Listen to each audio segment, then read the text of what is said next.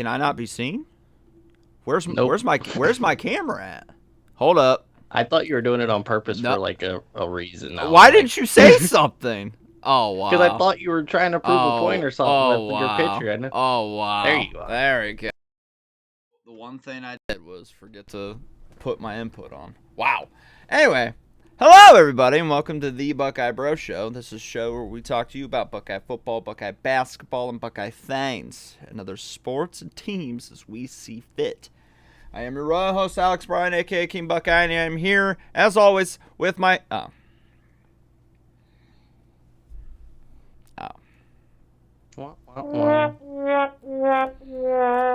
Travis Snapper late tonight. Probably doing wrestle fit, right? He's doing basketball training. Basketball training. If he's at the rec center, he's putting up some shots. My buddy said he brings out like that 12-foot net that you gotta like shoot over, and he's having Travis and his buddy shoot over that, and Travis promised him like 300 shots today. Wow. I hear around the streets of Columbus, they're calling him the Steph Curry of the wheelchair basketball league. Hey, I mean the man's putting up 200 shots every other Wednesday. Are we gonna start calling him Chef Wheels? Is that his new nickname? Do that when he gets here. I like that. Chef Wheels. Good. Yeah. Chef Wheels. Instead of Chef Curry. Yeah. Yeah. Instead of Hot Wheels, he's Chef Wheels. Yeah, Chef Wheels. We're gonna start calling him that, I think. Oh, but we are here with our other Buckeye bro. He's the guy with a sports supply, the sports guy, Ryan Hill. What's up, Ryan? Running a little behind, as you've seen. You had a little difficulty. I had a difficulty. I don't know what was going on. Well, that's what happens when you take a week off. So you take a week off, and the time change happens. Everything threw me for a loop. Yeah. Get rid of daylight savings time.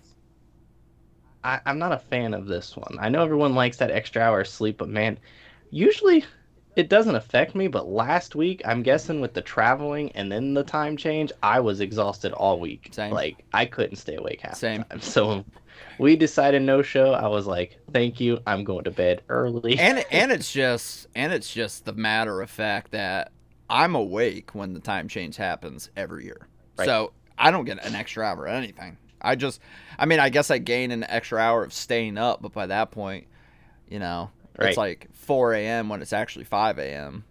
and I'm like sleepy as shit anyway. So yeah, I was in Georgia visiting the family of the time change, so the time change benefited me absolutely none, except for getting that extra hour down there to hang out with everybody. But like sleep-wise, that didn't happen. Yeah. And I had to be up early for like a 6 a.m. flight back home. I was like, no. Yeah, no thanks. No thanks. But anyway, yeah, so we didn't have a show last week, so we got a lot to catch up on. First and foremost, we're going to recap that Penn State game that happened a couple weekends ago, give your thoughts and feelings on that. Then we will recap the Purdue game that happened last weekend and give your thoughts and feelings on that as well. The good, bad, the ugly. You know the drift. Then we're going to have the Ryan rundown per usual. Then we're going to preview the Northwestern game happening at Wrigley Field this weekend. Ohio State taking on Northwestern there because Northwestern doesn't have a home field. Well, they do, but it's a practice field. It's a practice field by a lake. It's a glorified practice by field. A lake that looks like a high school field, but right. we're too important to play on that. So we got to play in Wrigley Field, where apparently we're gonna like just huddle in the dugout at halftime. Yeah. So that's gonna be really great. Yeah, we'll talk about that. Then we'll talk about what did we learn in college football the last couple weeks. A lot to learn from the last couple weeks of college football. Some things becoming clearer.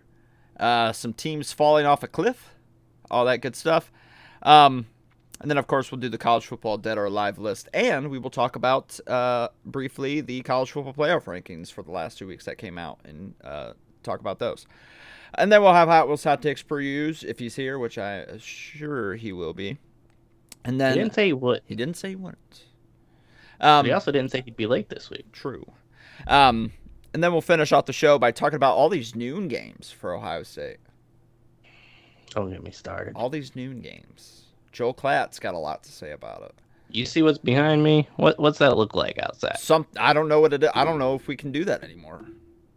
I don't know if it's allowed. Right? It's got to be a we got one night game at home this year. One. We always get a MAC opponent at night. That's it. One. Great. And then we'll finish off the show. We're going to talk about Buckeye basketball for the first time this year. Starting 2-0. Yes. You snatched it away from me, Starting 2-0. So we're going to talk, like I say in the intro, Buckeye football, Buckeye basketball. So we're going to, maybe now it'll be great to talk about. I'm about to say, normally this time of year, since we started this show, they haven't been good. And you're like, you know what? Yep. Throw that in the rundown. Yep. We're not talking about it. Ryan Rundown can have it. But, they got a good win to start off the year. They're 2-0, so we'll talk about them. How's that sound? I'm looking forward to it. And then, of course, rapid fire picks. Who did the best over the last couple weeks? Who's in the lead? We will find out. Who will wear the belt for having the best 2 weeks the last couple weeks? I'll tell you, I didn't even pull mine out. So, I don't think it's me. Well, it may or may not be. Guess you'll have to find out. And then send you on our way with a Wolverine whip. Sound good? Let's do it. Let's run it up. All right. So, Penn State game. Obviously, we had Kyle Golick on the show. We all picked Ohio State to win. Kyle Golick being a Penn State fan. I was actually surprised this time he picked Ohio State to win. He actually picked them to win by a bigger score. By a lot. Than the rest of us three did. And I think he gave us like almost 3 scores. Yeah, he said 2 scores. We all said it was going to be a closer game. And all of us were right. Kyle Golick wasn't right. But we all picked the same winner. Ohio State comes out on top in happy, or as they call it now, sad Valley.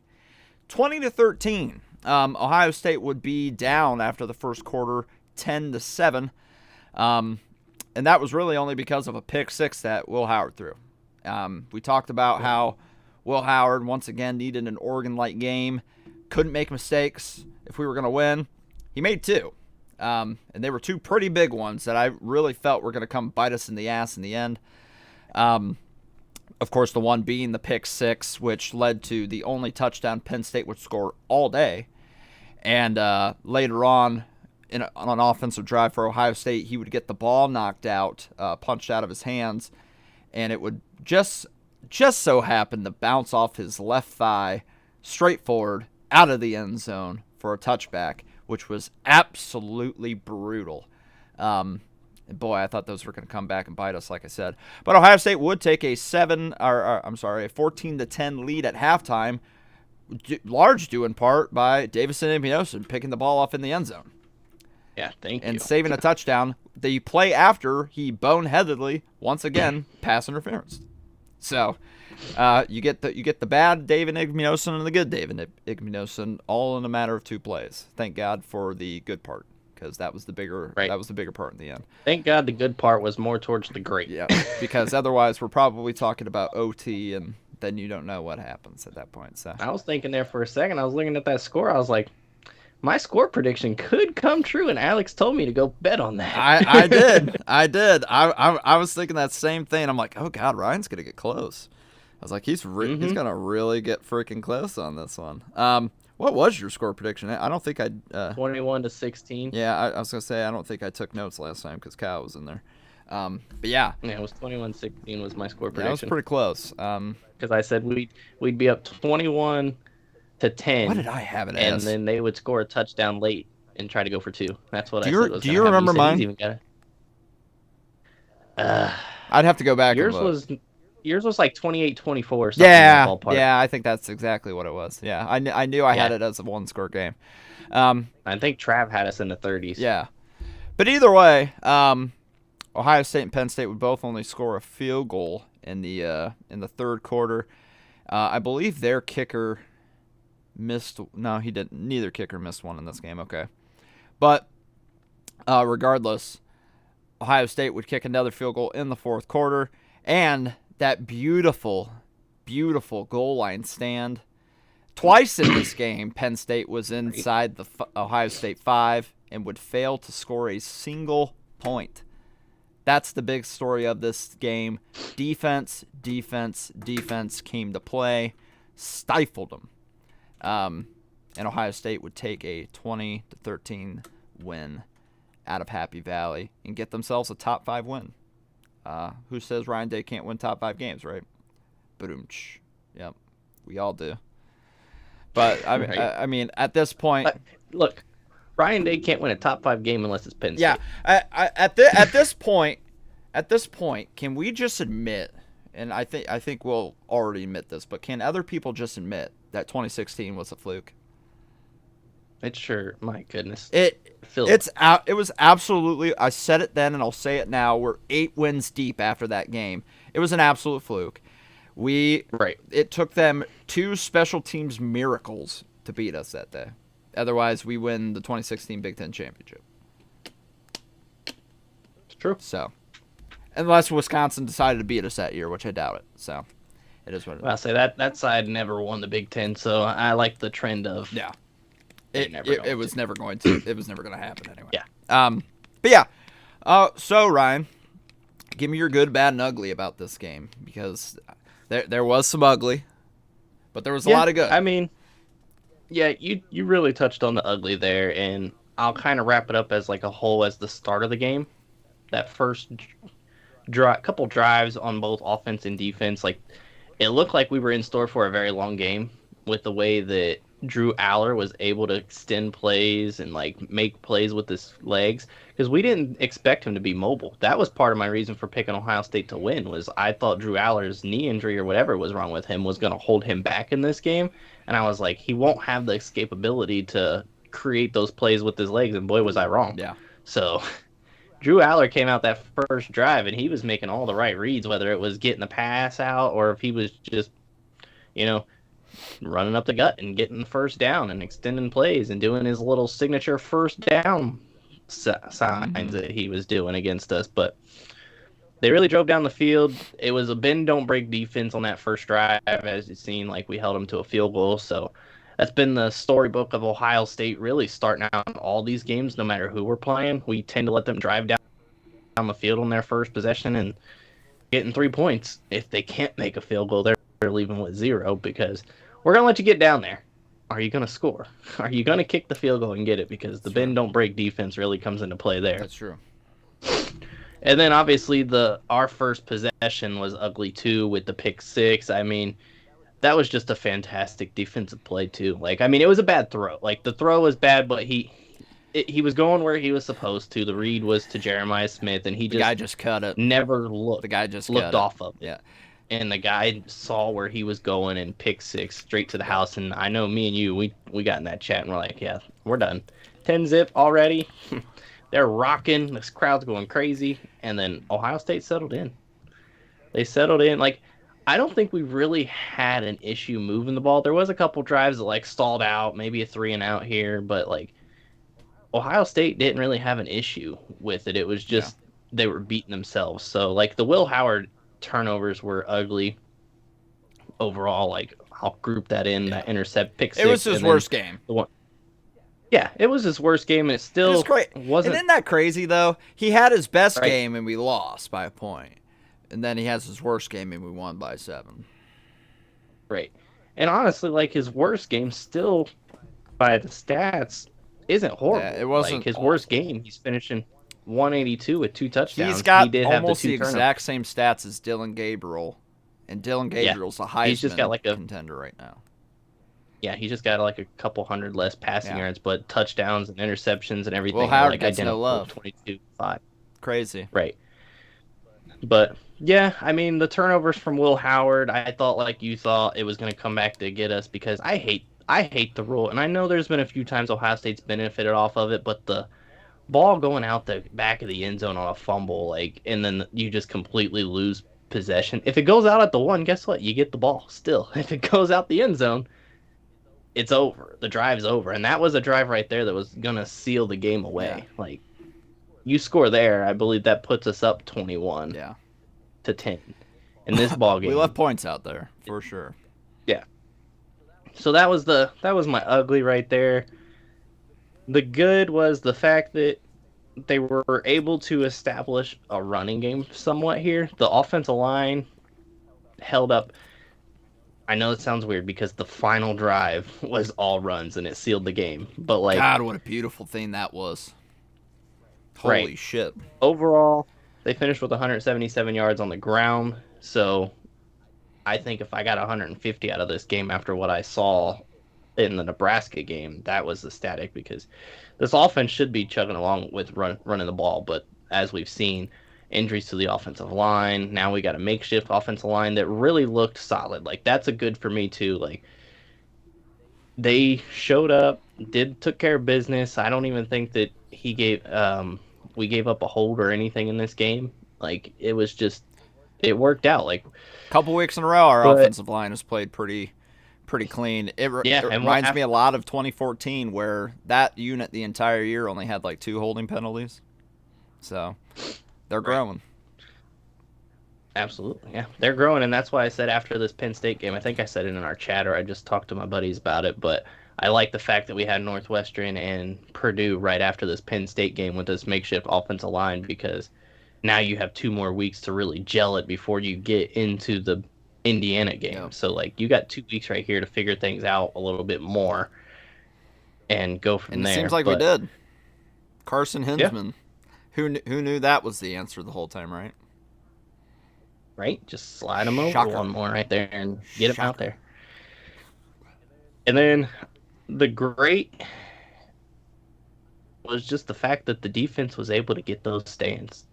Like, those stands, like you mentioned, were huge. Beautiful. You get the pick six going into halftime right there, where it looked like all the momentum was going back to Penn State side. The game was swinging back their way. They're about to take the lead going into halftime, and then boom, Igbinosun with that amazing interception. I still really don't know, but he was able to keep a foot in bounds, press the ball up against his body, and maintain control all the way out. That was a beautiful thing to see, especially after coming off that Will Howard fumble right there that led to that happening. Huge.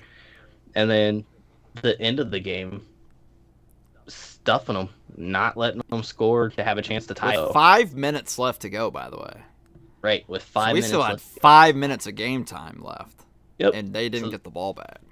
The defense was able to hold them. We got the ball, I believe, at our 1 yard line, inside the 1 yard line, and then Ohio State just imposed their will. That was one of the toughest things I think I've seen out of this Ohio State team since the drive against Notre Dame. Or that 1 touchdown drive against the team up north last year, where they just ran it and scored. Yeah, when Travion just took over and at then the start we of the never, second half, and then we never said, did it again. let's not do that again. Yeah, let's not do that again. Right.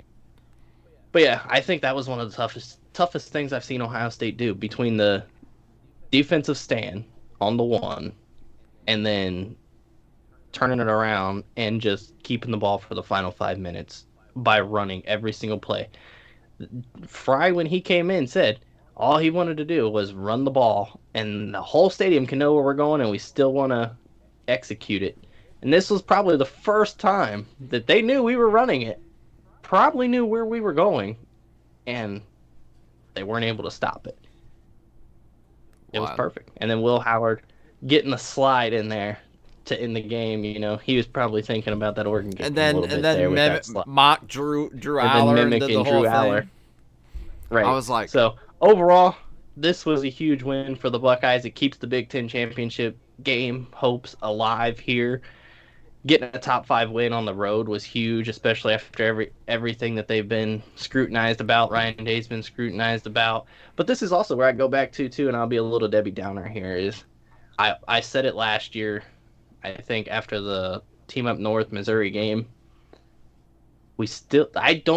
Yes, it's a big win, but it's Penn State. Like, we beat them every year. It's like, they're always a good team, but they haven't taken that step yet to be the great team. So how much do I weight this as, okay, this was a very big win? Like, it is a good win, but I don't put it up there as like the Oregon game would have been, or that Texas game to start next year could be. Like, Penn State, until they can continuously go back and forth with us, like they used they to. continuously give us tough games. Like they used to in the late, or like mid to late 2000s. Right. Yeah. Like, they continuously play us tough. Every game seems to be a one-possession game with them anymore. Yeah. But they haven't been able to beat us since 2016, and like we said when the show started, seems like a fluke to me. But fluke. I will take it. If this is a game and this is a win on the road that's going to build this team's confidence after the Oregon loss and the way they played against Nebraska, I'm all for it. But I'm still skeptical to win if we get that rematch against Oregon and going into the college football playoffs on how I think this team's going to perform. But this was a great step in the right direction. Yeah, I totally agree. Wendell Collier in the comments says, I would have liked to see more points in the second half, but really we didn't need to score at all in the second half. Defense really plays tough when teams reach the red zone, but I'd like to see more stops and forced punts. Yeah, I totally agree. When this defense is back as against the wall, except unless you're playing Oregon, where I don't think Oregon really – I'd have to go back and look. I don't think Oregon scored – when they were in the red zone, like all but one time. I think the rest of them were like long, big plays that really hurt us in the end. I'd have to look at that. But when this team, more often than not, has been in the red zone and they've had their backs against the wall, they've had like three goal line stands this season so far already against teams. So yeah, that's somewhere up there. I know there's been a few. That's some gritty shit. And like I said, Penn State was inside our 5 or 10 2 times, came away with 0 points. That's the difference. Right. That's the game right there. So defense really came to play. I mean, sacks wise and tackles for loss wise, it wasn't really shown. I mean, we had 3 tackles for loss, 2 sacks. Cody Simon had 1, and then JT and Kenyatta Jackson shared the other sack. But Cody Simon, the more games come up, the more I'm impressed by him. I could definitely see why he earned the Black O jersey and why he earned a starting spot. He seems to be like a real leader on this defense. He's showing up every game at this point, and I really commend him for the work he's doing. And then obviously, like Davidson Igbinosun, he's got to stop being so handsy. That's going to get us in trouble. But he did come up with a huge interception in the end zone. So, I'll take it. But all in all, this defense, you're starting to see a lot of the guys who are just really going to step up and make this unit what it is when, the playoff games come and the Big Ten championship hopefully comes and stuff like that. So, and I still like us on a neutral field against Oregon. I think it'll be a virtual home game for Ohio State. I'm sure their fans travel well, but we are literally 2 hours, Columbus to Indianapolis. It's like 2-hour drive. So we know how. 2 hours? I got a 2-hour and 45-minute drive. I bought my Royal Rumble tickets today, and I Googled it. Oh, did you? Is it 2 hours and 45 minutes? It doesn't seem like that. That's what it said today. It doesn't seem like that. Yeah, I might have to get my Royal Rumble tickets, too, to be honest with you. Because until the Cleveland Browns build their stadium, that's as close as it's going to be. So. Hey, and WrestleMania is going to be there, too. I know. But it could be in Cleveland someday soon. It could. Probably before 2030. I'll take whatever gets me close. That's true. For now. Yeah, the defense was obviously the big great in this game. Without the defense playing like they did, boy. And we said it. We were like, Penn State does not have the weapons Oregon does. So we knew that was going in our favor. And boy, did that come to fruition, because their best receiver was is he a running back? The Singleton? Yeah. The tight end? Singleton. Their best receiver on the day was Nick Singleton for 54 yards. Yeah, I thought they were going to get the tight end. Julian Fleming, 1 reception, 4 yards. Just want to point that out there. He did score a touchdown for them last week against Washington. But, yeah, and their leading rusher was their tight end. Was that his first one of the year? Maybe. But, yeah, their leading rusher was their tight end, that Tyler Warren. So, it was a little all over the place for Penn State. But, yeah, the defense was obviously the great. The good, I would say, is the running backs and Will Howard. Will Howard, he didn't have his best game, like we said. But at the end of the day, 16 for 24, 182, 2 touchdowns. The 1 pick, obviously, was absolutely trash. But we said this about Will Howard a lot of times, where he will make a mistake and he usually doesn't make another one. He did, but he bounced back from both mistakes like a real leader should. And after the game, he took accountability. He said, I played like crap today, but I'm surrounded by the best guys in the world. And, you know, he's a real leader. It's refreshing to see. It's something that all last year we were missing at the quarterback position. And I really hope, and I haven't seen anybody say this since Mr. McCord's 5-pick night a couple games ago, but I really hope the whole Kyle McCord is better than Will Howard narrative is just dead. I've still had that argument with my buddy at work. Well, your buddy at work is an idiot because it's absolutely debunked at this point. He says that the talent around Will Howard is superior to the talent around him. It's almost the exact same. Obviously, Will Howard is going to be Marv more and Jeremiah probably about. Oh, he's comparing like Syracuse talent right now that he has compared to. And Kyle McCord's getting to throw like double the passes at Syracuse. What's the argument here? I have this argument almost every day, every other day. Kyle McCord literally threw as many picks in one game as Will Howard has all season. Yeah, he did literally. Will Howard has 5 on the year. Kyle McCord last year. Granted, I get it. He went 11-1. That's nothing to snuff at. That's what he yells about too. He's like, his one loss was to the national champions, and we got cheated. Star. Asterisks. Cheated. But anyway. Right. But, like, that's the one game we couldn't lose, and he just threw it to him. Twice. And he almost lost that Wisconsin game. We better be thankful that we didn't suck more than we did that night, or else we would have lost that. We probably should have lost the Notre Dame game. Yeah, we absolutely should have lost that Notre Dame game. So we are fortunate we were 11-1 with that clown at quarterback. But it is what it is. Will Howard, he's probably going to finish 11-1 himself, but he's going to get to do something that McCord didn't get to do, and that's go to Indianapolis if that happens. So, and if he wins the Big Ten title, you really got to put it to bed then, because what did Kyle McCord win? Nothing. Nothing. He bounced before we even had a chance to a bowl game because yeah, he bounced. So couldn't get his way. Yeah, he couldn't get his way. His daddy said, "Oh, we're taking you out of here. We're going to Syracuse." Yeah, so fucking pussy. Wendell Collier says we definitely need to pressure the QB more. It will be critical against Oregon and Indy. Absolutely, absolutely.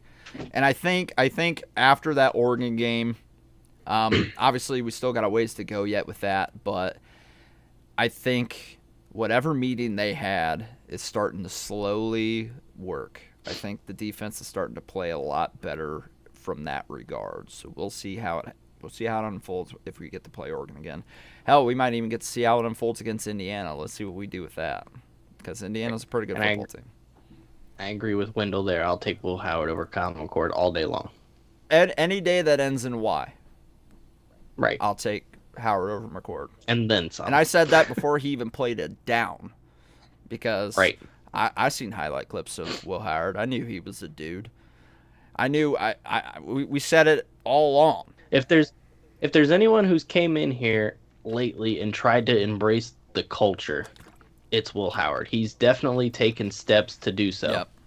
And like even players who've been on the team over the few years here haven't really adapted to the culture. Like they got the brotherhood, sure, but like they don't understand some of the things. And Will Howard seems to be trying to be the leader to understand everything and know how things should be. Yeah, no doubt. I mean, we said it all along. We didn't need a C.J. Stroud for this team. We just needed a guy who was like Craig Krenzel. He's got some Craig Krenzel to him. He really does. And obviously, the only really bad of this would be just the turnovers. You know, that it was literally like, what a great punch out by that Penn State player on the fumble. And it just so happened that the leg that was going forward while he was running was the leg that the ball was near, of course. And then it just perfect storm hit just right. It couldn't have like shanked off his leg to the left and went out of bounds. Right. It just had to go Or his leg straight couldn't have just and been then out of bounds. delayed. Yeah. His leg couldn't be delayed by like half a second and let the ball just bounce out of It bounds. was a good before. defensive play, and It goes against Howard. Like even that on Will Howard, like he was doing everything correct on the play. It was just bam, bam, perfectly timed hit. And then honestly, that pick too. The defensive player that ended up picking it off, he actually like fake dropped like he was dropping back. Right. To get made him comfortable to get Will Howard to throw that ball, and he just made a good break on it. So, stuff to learn from. Thankfully, it didn't cost us in the end. But Will Howard bounced back from both of those mistakes, and we had a solid second half. We did leave some points out there, but the good news is the defense picked up the slack. So, all in all, great win. Like you said, Ryan, though, it is Penn State. You know, a lot of people after the game were like, well, it's Penn State. Of course you were going to beat them. You always beat them. Well, hey, you know what? It was a top 5 win. You can't take that away from us. On the road. Yeah, on the road. In who a lot of people argue is the toughest place to play college football. Obviously, it's not a whiteout, so that would have made it tougher. But, you know, you could thank Big Noon for that. Because, you know, you just... And this is the one game I'll take. This is the one game I'll take. I said, I don't want to play them at night. I only want to play them at night one more time so I can go. And then forever and ever and ever, we can just do Big Noon. Yep, every time. But, like, Indiana at home, I'd like that to be at night. We'll talk at minimum 3:30. Come on. We'll talk about that later. But yeah, it is a top 5 win. And this is a team that, unless they just completely shit down their pants in their last 2 or 3 games, they're going to be in the college football playoff playing a home game. So that's a nice win on the resume for Ohio State there. All right, let's go to this Purdue game. So this was the surprise. Well, the result wasn't a surprise, but the score was, because if we would have went into the season, Ryan, and said that Ohio State was going to shut out a team not once but twice, what would you have said? I would have thought it wasn't going to happen yet. I was like, you would have been like, God, I hope you're right, but I'm not going to get my hopes up because this team can't shut out anybody. No, every time you think they're getting one, they don't. Like, they find a way to blow it. Every single time. But that is exactly what Ohio State would do against Purdue. We knew it was going to be a win. And then after the Akron start, I thought for sure it wasn't exactly, because that should have been a shutout too, to be honest. But Ohio State would shut out Purdue, and that was a great surprise. Will Howard, he would throw for 21 for 26, 260, and 3 tutties. That's an average of 10 yards per pass, which is really nice to see. This time, Travion Henderson, like Quidshawn against Penn State, he ran for almost 100 yards. Travion was the one that ran for almost 100 yards. He ran for 85 and a tutty in this one. Jeremiah Smith broke the freshman record for receiving touchdowns, previously held by Chris Carter. He is now the leader in yards, touchdowns, and receptions as a freshman receiver in Ohio State history. And that's just scratching the surface for this kid, because I say there's still 3 more regular seasons to go. Yeah, that and 2 more seasons after that. So I have a feeling he's going to be etching his name a couple more places by career's end at Ohio State in a 3-year time. But he had 87 yards and a touchdown against Purdue. Great game again by the defense. 4 sacks in this one. A little bit of everybody got involved, to be honest with you, in this one. It was really great to see. A touchdown by Jack Sawyer even, which was called by the most unenthusiastic Gus Johnson call I've ever heard in my life, which breaks my soul. I think even he's getting bored of calling our games at noon. Like, Penn State game, he had fun calling, but he doesn't want to call us every week, and he's going to have to. I mean, if you even just go back and listen to the Penn State game, and we might touch on a little bit more later when we talk about noon games, but, like, when Penn State had that pick 6 to start the game, like, his enthusiasm was throughout the roof on that one. But then when we hit that touchdown, I think it was to Brandon Ennis, he kind of just talked like we are right here. When Brandon Ennis scored, he's like, touchdown, Ohio State. Yeah. I don't But know if like, after his Wolverines won a natty, now he's just too good to call our games anymore. I miss the old Gus. right? I miss the old Gus. That Yeah, made me like really excited to watch games. that was the only good thing about Big Noon, and Yep. now Now he's kind of ruining it. Really sucks. Cody Simon, the leading tackler again in this one. Only 6 this time, as opposed to the 10 against Penn State. But Sonny Styles was second in tackles against Penn State, second in tackles against Purdue. So that linebacker core becoming a pretty solid strength for this defense all of a sudden. right. Caleb Downs, doing Caleb Downs things. You know the drill. Jack Sawyer had a big game. JT Tuimoloau had a big game. The usual names. Denzel Burke, pretty quiet. He's been pretty quiet since the Oregon game, and he was pretty loud in the wrong ways in that one. But just both sides of the ball doing what they should do against a team that's really, really terrible, like Purdue. Let me get you the totals here. Purdue only had 206 total yards, 2 turnovers, and only 15 first downs, and that they were kind of getting us on the run game early and kind of extending drives when they really shouldn't have. But at the end of the day, Right. I mean, you keep their quarterback to only 108 yards passing. You keep them under 100 yards rushing. I can't bitch too much. Give me the good, bad, and the ugly for this one, Ryan.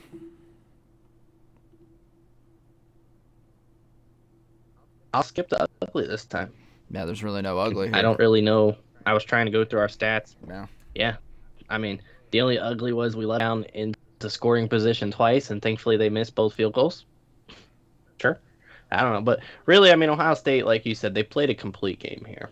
Like, to say that there's an ugly in this game, it's kind of hard to find something unless I really want to, like, dive down and nitpick, like, maybe the way Devin Brown came in and it just, the offense didn't seem to move, and then a couple of the drops on the Julian Sane passes. God, that like, pissed me off. Right? Help a brother out. Julian Sane, he was throwing some passes where it didn't look like he had any umph to it. So that was Right. a little concerning. But he was throwing some pretty balls that were just getting dropped, especially by that Adolph kid. Tell that kid to like get some new gloves Twice. or something. Like I think 3 Twice times. right there. He had 3 times. Yeah. He dropped the pass. I was and like, then Ennis dropped another one. yeah. So. I'm like, Ennis dropped 2 passes that day. I'm like, Ennis, what are you doing, man? Yeah, so if you really want to be nitpicky, you can go down to that.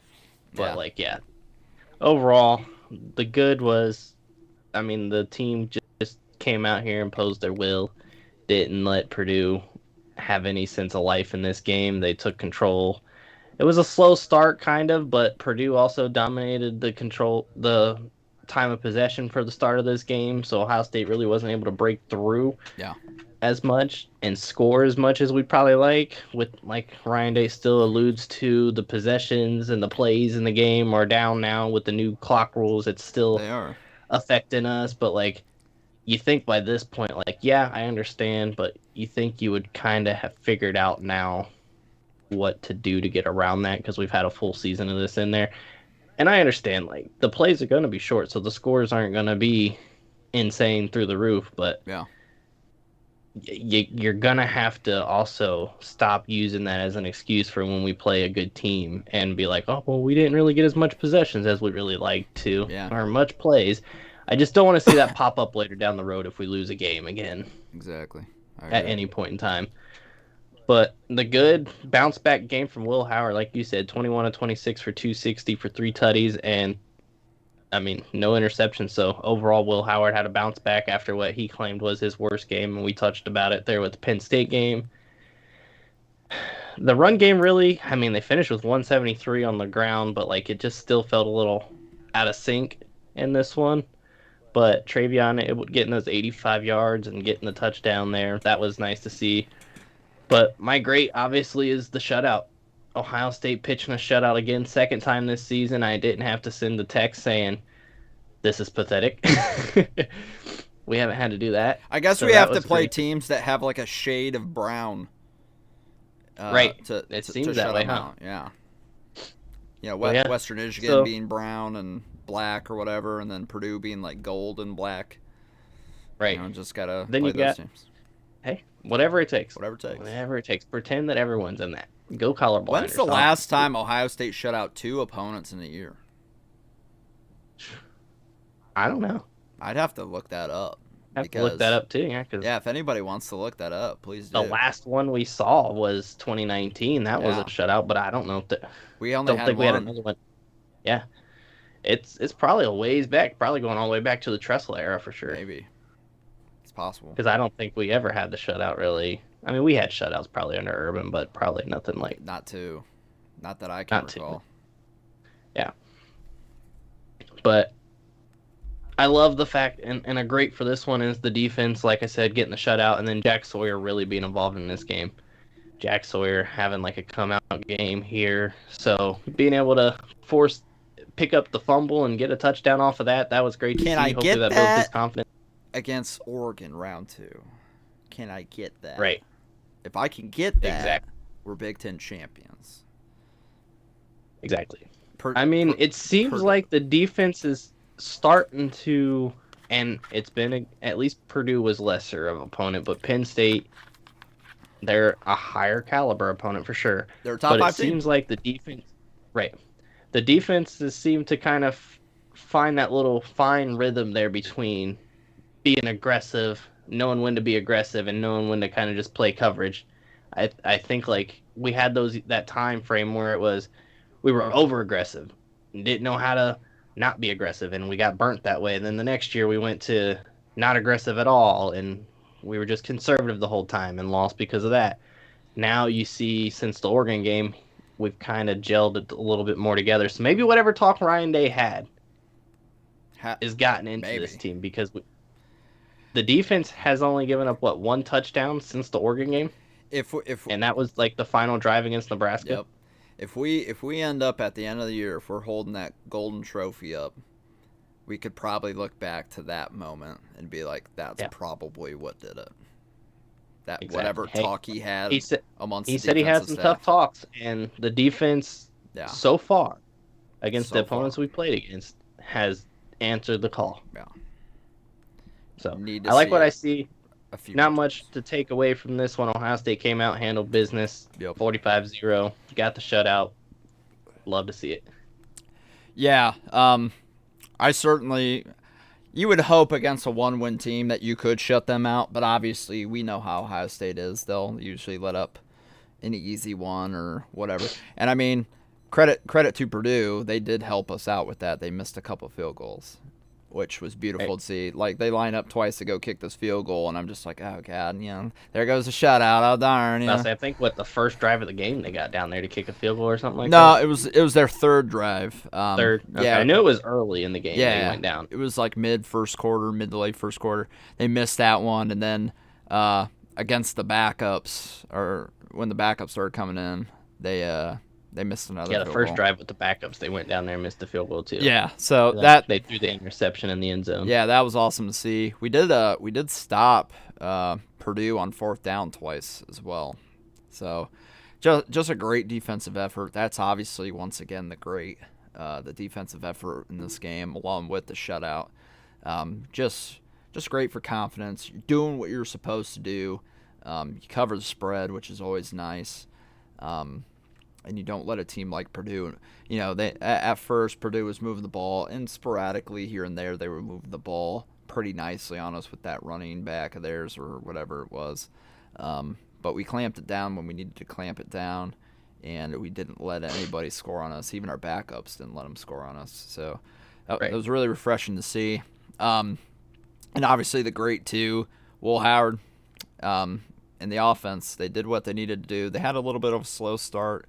But in the end, they all came out to play in this one. Jeremiah Smith breaking that record. That's awesome. Those were goals he set for himself coming in this year. He wanted to break those records. He did just that. Now everything else is just icing on the cake, so nobody else can touch him. So he's doing his thing, and I just can't wait to see what more he does in the future. Of course, I guess if you want to point out an ugly in this game. They had 0 penalties. We had 3. I saw that. I almost called it, but I was like, I couldn't even remember what the penalties were for. Yeah, honestly. I mean, the fact that they played clean ball the entire way through and we had 3 penalties, how dare us, right?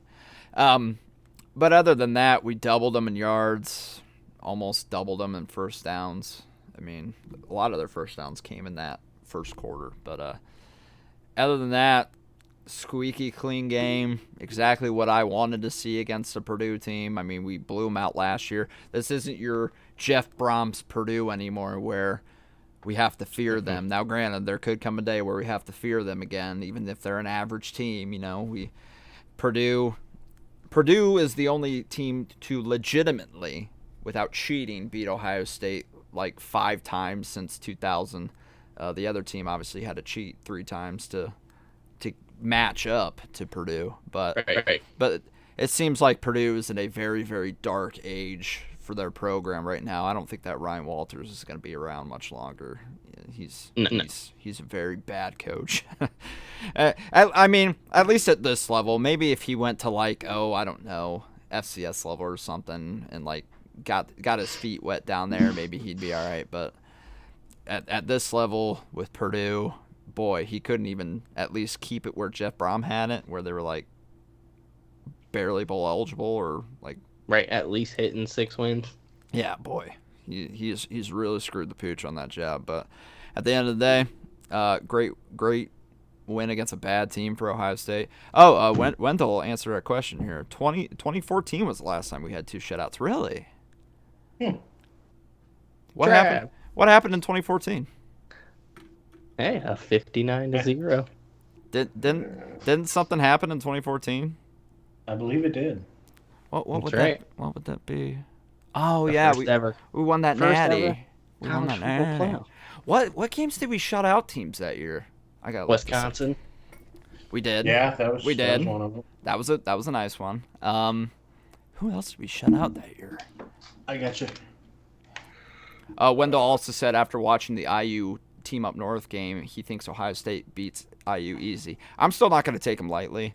No. That's a very well coached team, and they got some adversity for the first time against team up north and won 20-15 in the end. There, they had a bad second half. They shut out Kent State as well.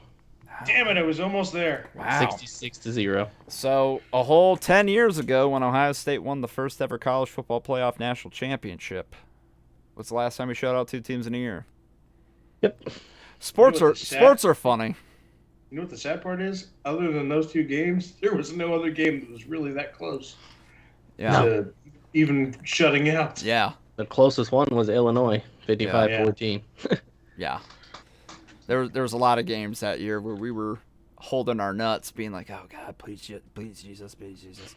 That's another thing. I like Donovan Jackson. Was also 2 shutouts. Yeah, well, I don't want to talk about 2013. That was a heartbreaker. That was the year we went undefeated. I know, but then we screwed. But then we just couldn't keep running Carlos Hyde up the gut. That was working. We just had to run Braxton. He wasn't on the team yet. In 2013? 2013. Yeah, Carlos Hyde. Oh, I thought you said Cardale Jones. My bad. No. Okay. That was when Cardale Jones was at his little community college, right? Yeah. Yeah. Okay. Yeah, because he was with us, then he left and like went somewhere else, and then he like. Yeah, this came was back. Urban's first year, and then we lost to Sparty in the Big Ten championship game. All because we couldn't run Carlos Hyde up the gut. That was working all game long. We had to be tricky and run Braxton Miller around the end, which I get it. You know, it's Braxton Miller. Oh, that was Urban's second year. My bad.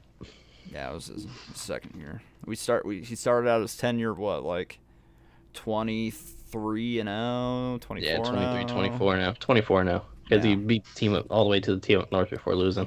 And we shut out. 2014 was also the early loss to VT. Yep, I was at that VT game. Yeah.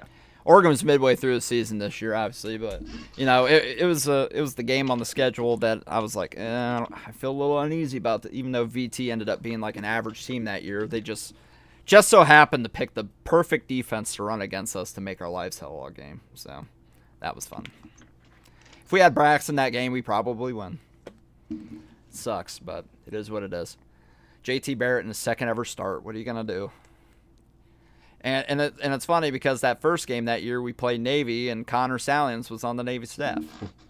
Yep. And thus a cheater was born. 2009 we had 3 shutouts. Oh, I remember that. But we lost to Purdue that year. We did. Was that the only lot? No, that was like one of 2 losses. We lost to USC and we lost to Purdue. Yeah. Oh, that USC game, Christ. The Tripped one them at to the one my at late home. night. The one at home. Yeah, the 18-15, not the We were 35-3 robbed. there. We were robbed. They were. they were given a touchdown where that guy's knee was down, where the ball was at the half-yard line on a 4th down, and they gave it to him anyway. Yeah. And there was pictures afterwards that surfaced of him being short, and I was just like, you motherfuckers, of course. Oh yeah, they. And yet this one dude on Twitter, this one Wolverine fan on Twitter I talked to had the audacity to say Ohio State's the luckiest team he's ever seen. I'm like, I can name you 10 can name you 10 instances right now where we're the unluckiest team of all time. Easy. Like, you want to play that game? I'll play that game. Anyway, I digress. We're going to go on break. When we come back, we'll have the Ryan rundown, and we'll talk about the Northwestern game and all that good stuff on the Buckeye Bro Show on the College Football Dogs Media Network.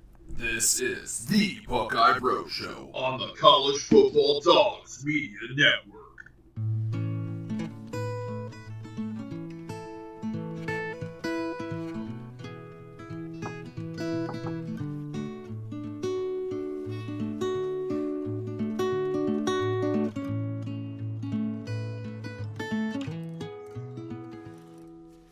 Hey there, darling, let me count on you. The road is long and I'm scared what I might find.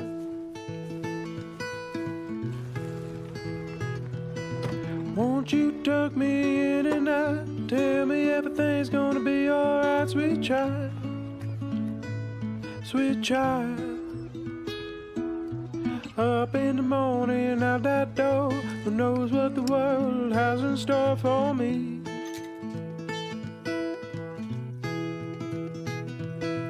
I'll be safe with you by my side. Ain't nothing out there can't take in stride. I know you hold me up. You hold me up. So I can fly.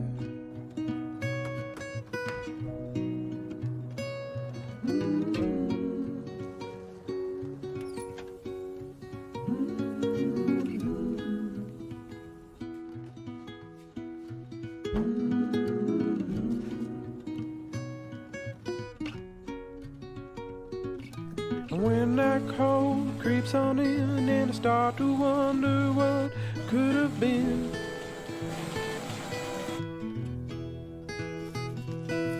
I'm just gonna close my eyes so tight, take your hand and keep me to the morning light, to the morning light. And ain't it bright? You hold me up. You hold me up. You hold me up. So I can fly.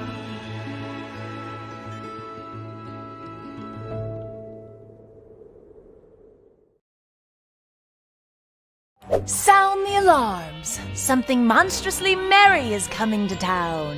Introducing Bones Coffee's newest batch. Inspired by the giddy ghouls of Disney Tim Burton's The Nightmare Before Christmas. Nice work, Bones Caddy. Rich premium coffee infused with frighteningly festive flavors. The Pumpkin King, Santa Jack, Frog's Breath, Rough Weather, and Mudslide Boogie. Can't make decisions by yourself? Order them all. Bones also makes a perfectly marvelous gift for everyone on your nice list. And your naughty list. Click the link to get these hauntingly holly jolly flavors delivered right to your door. And it's not just for holidays. Bones has coffee concoctions for all 365 days of the year. Bones Coffee and Disney Tim Burton's The Nightmare Before Christmas. It's terrifyingly tasty. This year, Bones Coffee will be yours! And we're back on the Buckeye Bro Show. Are you ready for the Ryan rundown? Let's do it. Oh, God, here we go.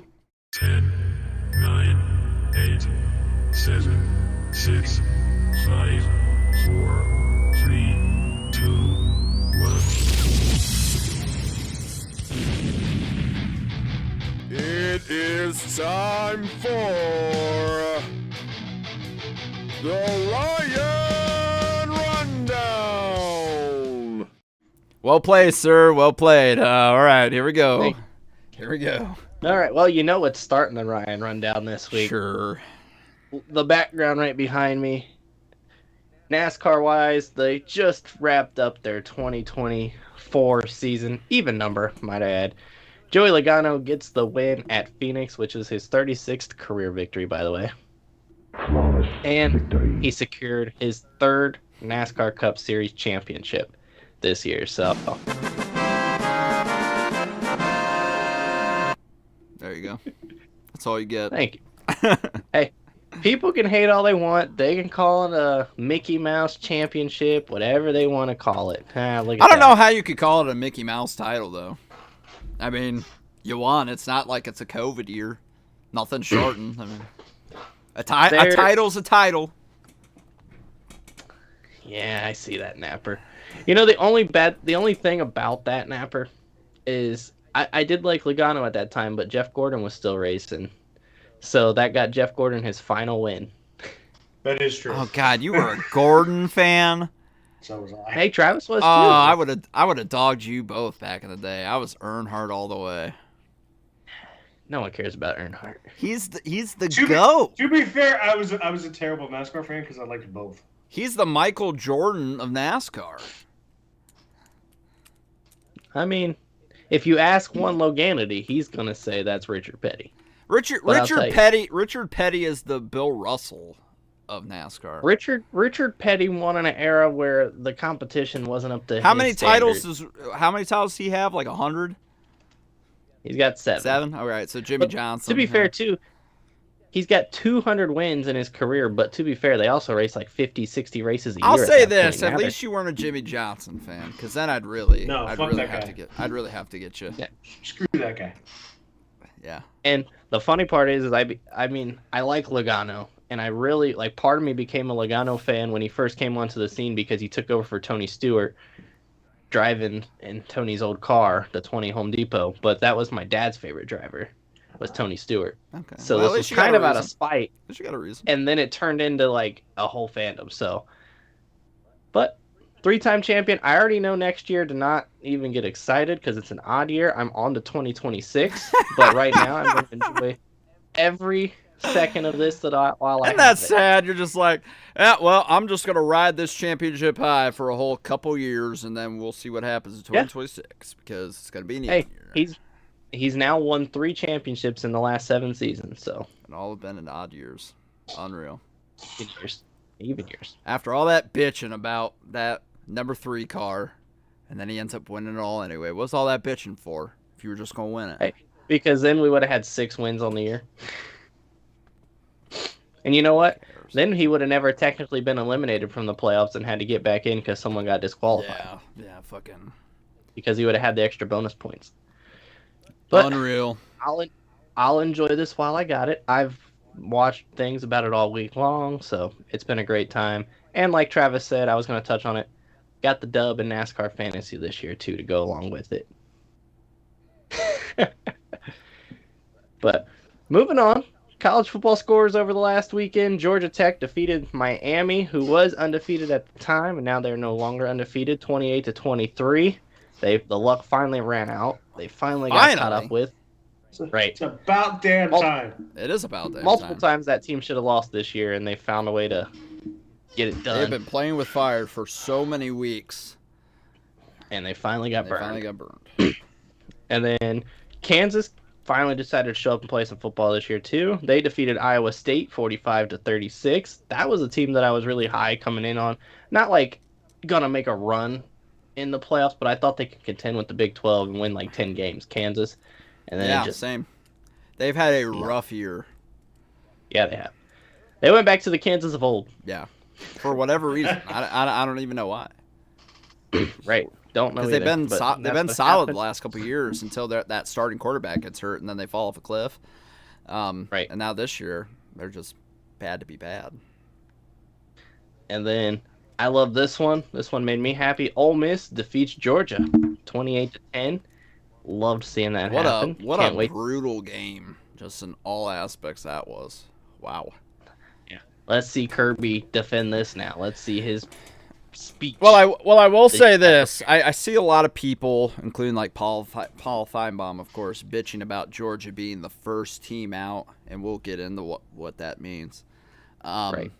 But right now, the way it's all projected, they have to be left out.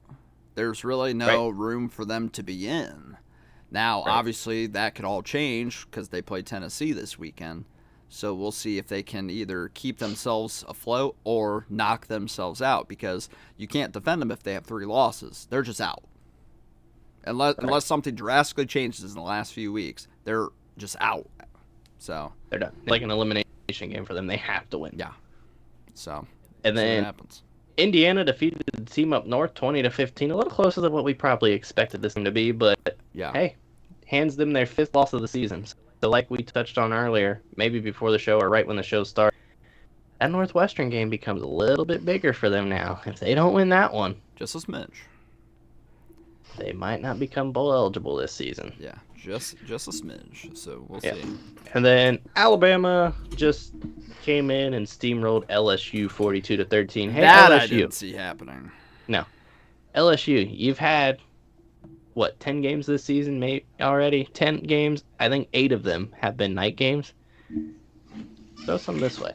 Could you Can you spare a night game? Can you spare one? Please. Spare night game. Please, can you spare some night games, sir? Just a poor lowly Ohio State. Yeah, poor little Ohio State. No night games. Oh, bugger. Pretty good. You did that too well. He did. I was like, wow, he's doing that so good. Curtsy. Thank you. NFL scores from last week. I didn't go back 2 weeks, but I just went back for the last week. You're welcome for this one, Alex. The Patriots defeated the Bears 19-3. They sacked Caleb Williams 9 times. I'll gladly be wrong about that for rapid fire picks, just on the premise that the Bears lose. The Bears are showing their true colors. I got to send you boys a TikTok video I saw that's very true. How the Bears constantly hire like a new GM and a new coach, and then they inherit the quarterback that was there before, and then those GM and coach get fired, new GM and coach come in, they get rid of old quarterback, bring in new quarterback, and then it's a cycle. It's a whole cycle. It's a whole cycle that now is going to result in Caleb Williams getting cut from the Bears at some point because they're going to draft their own quarterback. It's a beautiful thing to see. They're the Wolverines of the NFL, and they deserve all the misery. Hey, they're definitely, they were miserable on Sunday. That's for and sure. Thank you, Patriots, for that laugh, because that was awesome. You're welcome. I'm indifferent on the win, but Drake May got his first full game win this week because he got the win in the game he started that Brissett finished, and then this one was his first start to finish win. I think he's got some promise. I'll leave it at that. Oh, I do too. There's definitely flashes. We'll see if they ruin him or not, but I think he's got build an offensive line around him. Yeah, I think he's got promise. He's got promise. He's thrown some beautiful balls. He's been able to scramble and make some plays too. So he's definitely, and the comparison was probably pretty spot on, even though it's still very early in his career, but he was compared to Josh Allen a lot coming into here, and I can definitely see some Josh Allen in him with the way he likes to run. Yeah. And the way he throws it. So if he becomes in some like Josh Allen-esque right here, this could be a fun. Yeah. Then you get Josh Allen versus the guy who's like Josh Allen for years to come. Hey, sign me up. I'm ready for it. Make Travis happy here. The Steelers defeated the Commanders 28-27. Russell Wilson throws up a prayer, it looked like, at the end there, and made it look pretty, I guess. Hey, listen, I hate it, but Russell Wilson's probably the better quarterback for that team right now. It's at least giving Justin Fields time to really learn from a guy who he can actually learn from. You know, because the Bears were never going to supply that for him, right? So he's getting him to learn from a guy who's won a Super Bowl, that knows the league, and that's been a great quarterback in this league for a long time. So hopefully they will keep him around and make him the QB of the future after Russell's gone. And to be fair, from what I've been told from Brian, who I work with, he says that I don't really watch too much Steelers games, so I can't really defend this or agree or disagree. But he said that the offense has been different with Russin because they tend to let Russ throw it more. Yeah. He said they were very not wanting to let Justin throw it. They wanted to depend so much on a run game. Yeah. And now they're running a whole new offense, and it makes Russ look good. He's like, if they let Justin go in and run that same style offense, things could be even better. Yeah, they gotta build Justin, and I think they're the organization to build Justin's confidence. Now, obviously, letting him start and then taking him out for Russell doesn't really help with that. But like I said, he's learning from a guy who can actually teach him at this point. There we go. Send Justin Fields to Cleveland. I think that would ruin him further at this point. Keep him in Pittsburgh. I think Pittsburgh's where I got Travis to look up. Yeah, I think that's my dad saying that, by the way. I thought that was your dad. Yeah, he's gonna be the quarterback of the future for Pittsburgh. I think in the next year or two he's gonna be the guy because Russell's not gonna be around that long. So it's. I mean, there's a reason Russ signed like a 1-year deal. It was really just to see. Yeah. And it was a prove it for both. Yeah. Teams. And I think both proved it. Yeah. Honestly, so they might re-sign them both. So we'll see. But right. And then Ravens defeated the Bengals on Thursday night last week, I think it was. Yeah. 35 or maybe 2 weeks ago at this point. I don't know. Was it last week? It was last week. Yeah. Thursday. 35-34. That was a good one there. And then the Lions defeated the Texans and a crazy comeback there, throwing 5 interceptions. But the Lions find a way. If you turn over the ball 5 times, there's absolutely zero excuse for you to lose that game. If you're the other team to lose that game, right? Boy, the Texans are all over the place right now. Don't know what's going on with that team. Injury bugs hurt that team too. Very much so. And you might as well bring up my Packers since they had a bye week, but you might as well bring their game up. Just go ahead. Oh, the one against the Lions? Yeah, you might as well. Rub it in. I don't have the score in front of me, but I know the Lions got the win. Yeah, it got me free lunch. Honestly, that was an insanely winnable game for the Packers. They just really killed themselves the entire game. Between 24-14. Between Jordan Love's interception that he threw right before halftime, just absolutely dumb. He clearly still isn't 100%. He was hobbling a lot, but we did so many self-inflicted wounds in that game. We should have won that game. Hopefully we get him back in Detroit. We'll see. I'm hoping you don't, but we'll see. I know for your preseason pick's sake. I know you don't, and because you hate the Packers. But it's what it is. It is what it is. Huh? It is what it is. It says, but your dad said, by the way, Justin Fields is a free agent in the offseason. So is Russell Wilson. They both are. They both are. So we'll see how that plays out. Real quick, the NBA, the Cavs, like we touched on earlier, they started the season 12-0 to start the year. So this team, red hot, can't be beat. No matter what the score is, they find a way to get the win. Whether they're down at one point or they're just blowing someone out, the Cavs are. They play the 76ers tonight, probably without Embiid too, so they might go 13-0. And they would be the first team since the Warriors started the season 24-0. In 2015-2016 to start at least 13-0. Wow. This Cavs team, but the Heat can't do nothing. Gotcha. Nope, and that's on here. The Heat have started the season 4-6. Like we said earlier, Alex, it's time to blow this up. Obviously, the window's closed. It's closed. It's over. Send Jimmy Butler to Houston. Houston obviously wants him for some reason, so go ahead. You have to keep. I think you have to keep Bam. You got to keep Bam. Because I think Bam and Jaquez are good pieces, and Tyler Hero are probably solid pieces to build around. One thing I noticed that's not Miami really blowing it up then. Just blow it up. No, I mean, you got to keep one of them though. I think you keep Jaime. Keep Jaquez. Yeah, but I'm talking about like the Tyler Hero. Okay, keep Bam. Bam out of Bayou. Hero. You can get rid of 2. Hero can go. Send Yeah, him. Hero can go. I noticed that when Hero scores like 25 or more, we always lose. Yeah. It's like if he goes crazy, Imagine, we lost last. imagine pulling a Wolverines in the '90s, calling a timeout when you don't have a timeout as a head coach. And then the announcers were terrible about it too. The one announcer, he knew what he was talking about. The other one was like, "Why is Detroit getting the ball?" It's like because it was a technical foul. It's 2 free throws in the ball. Why are you calling a basketball game, sir? Right? Aren't you He's supposed like, to know "Why?" these things? Or what are we talking about? Isn't Miami supposed to get the ball? And it's like, no, Miami's not supposed to get the ball.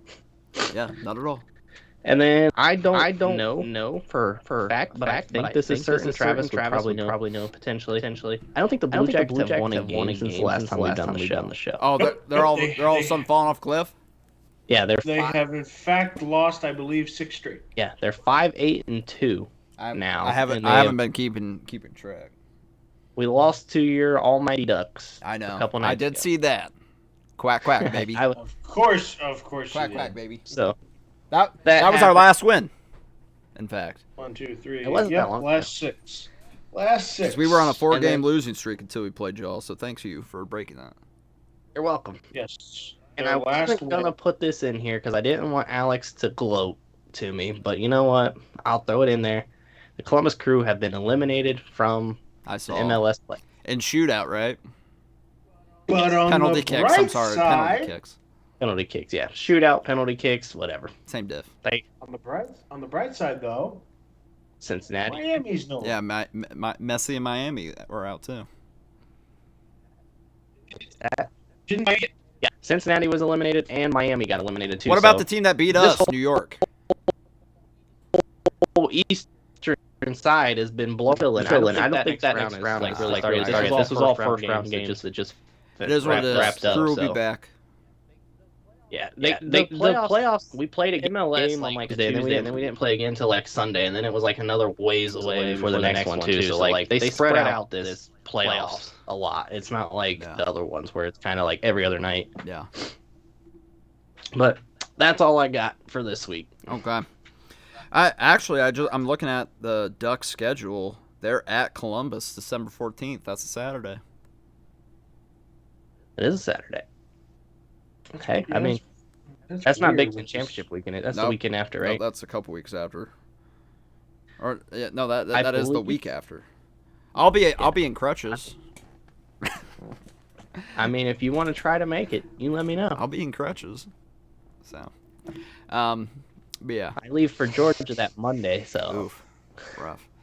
I'll be good to go.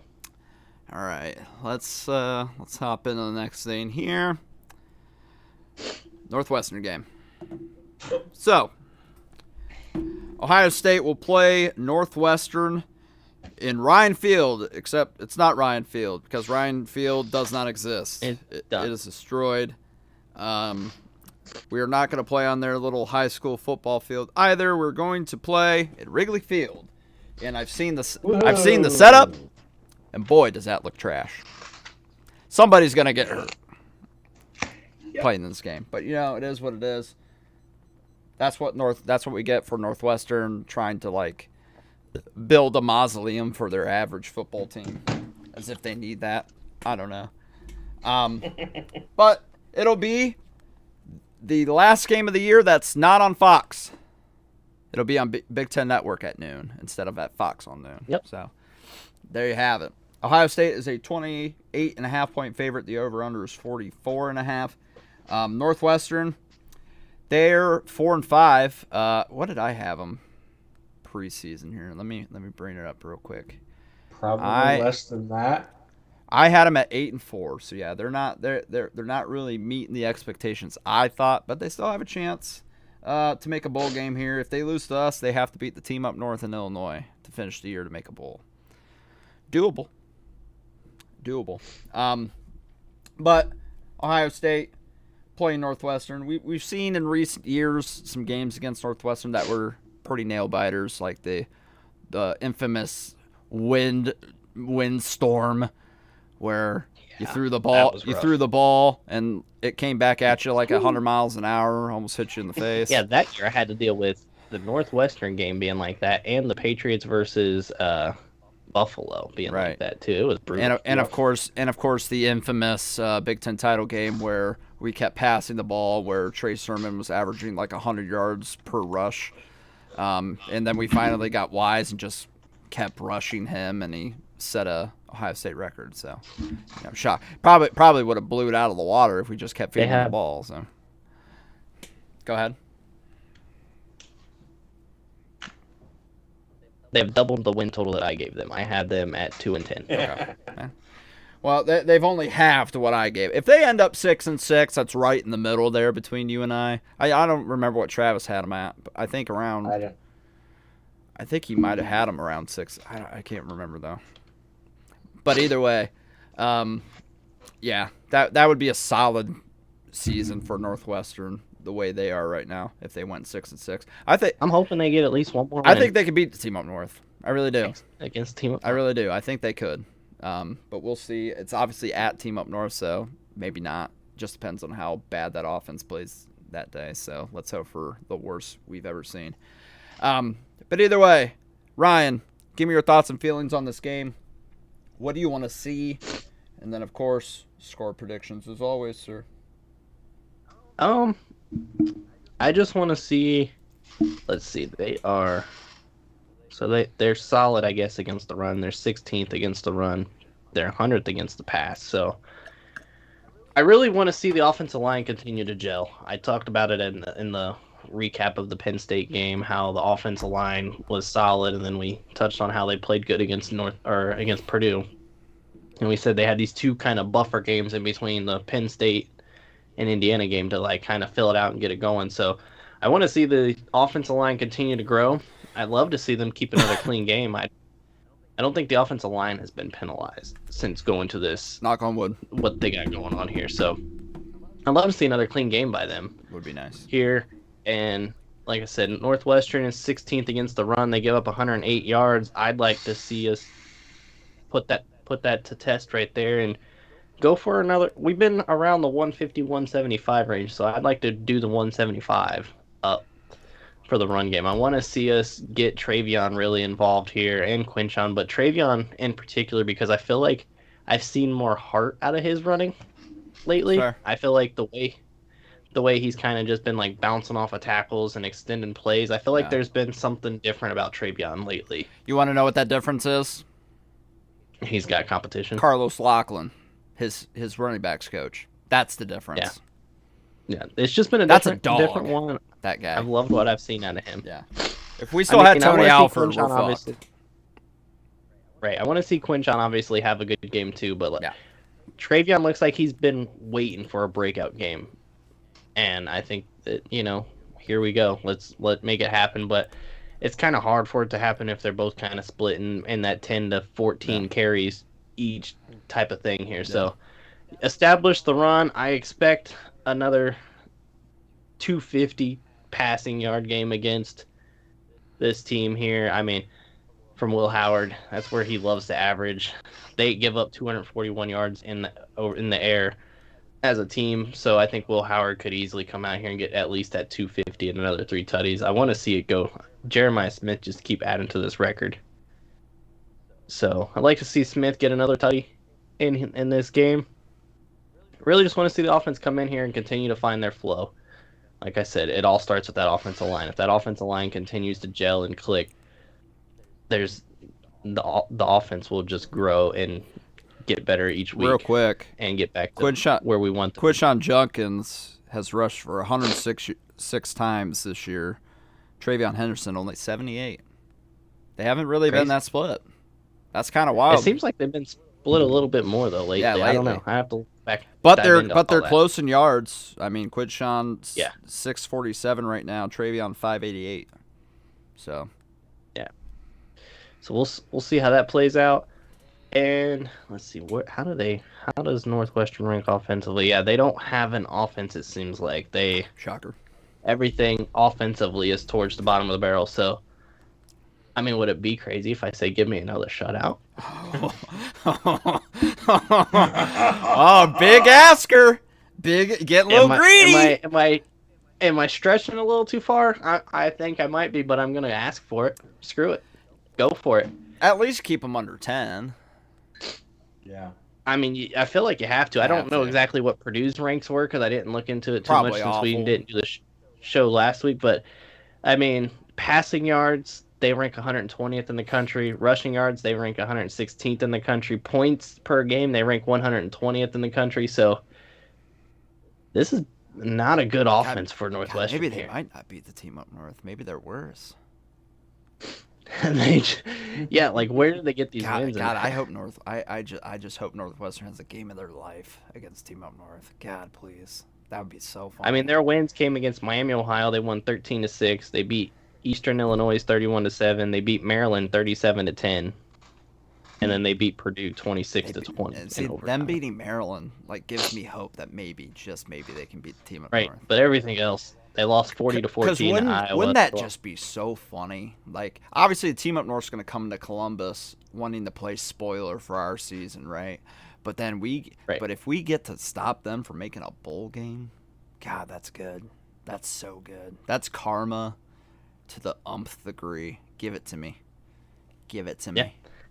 So, I just want to see the defense come out and continue to impose their will. Give me another shutout. I'm going to be greedy. From the stats I'm seeing from Northwestern, it does not look pretty. They look like their offense cannot get going at all. I mean, even in the wins.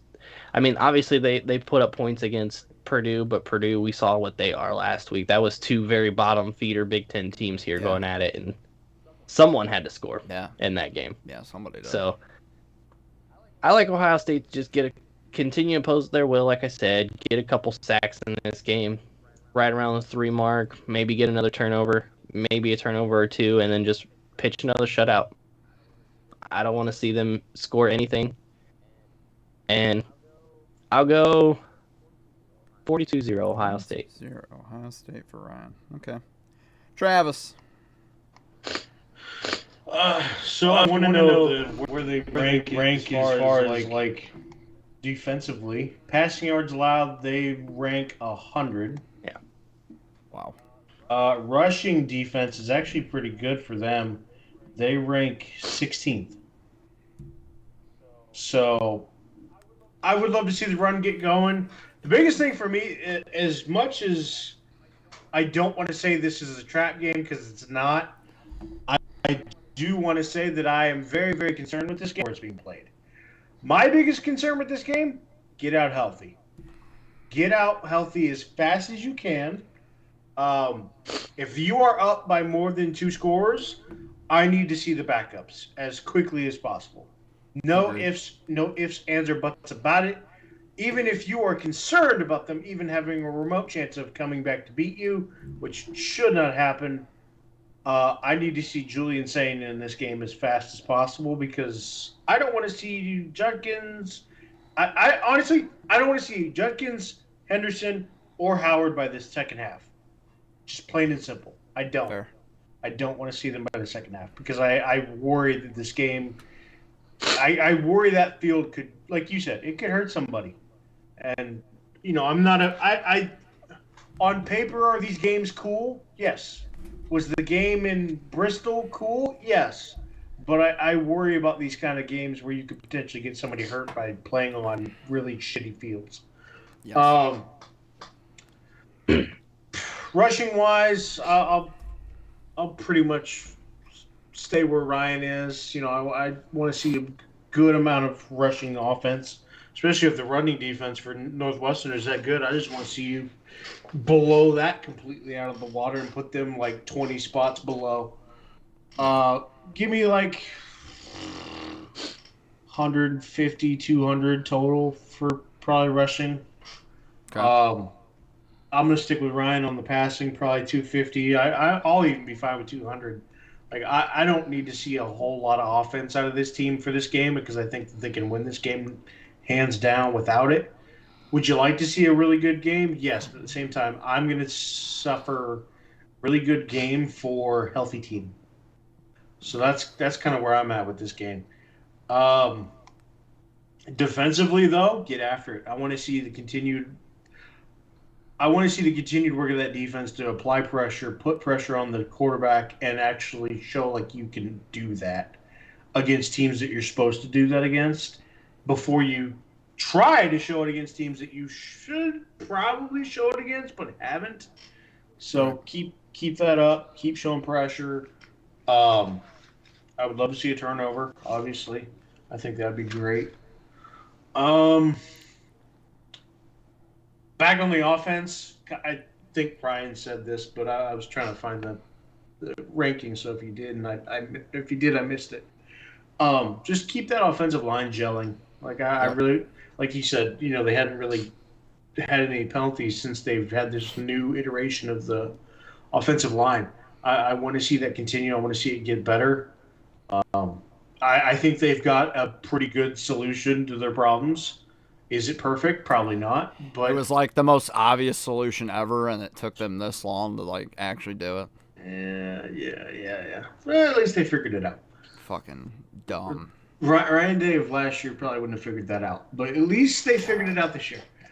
To be fair, the offensive line was solid until Simmons. Yeah. The O line originally was like fine, but like after Josh Simmons went down, that should have been the next obvious step to push Donovan Jackson over and insert Carson Hinsman. Yeah, he's been in the doghouse long enough. We got games to win here.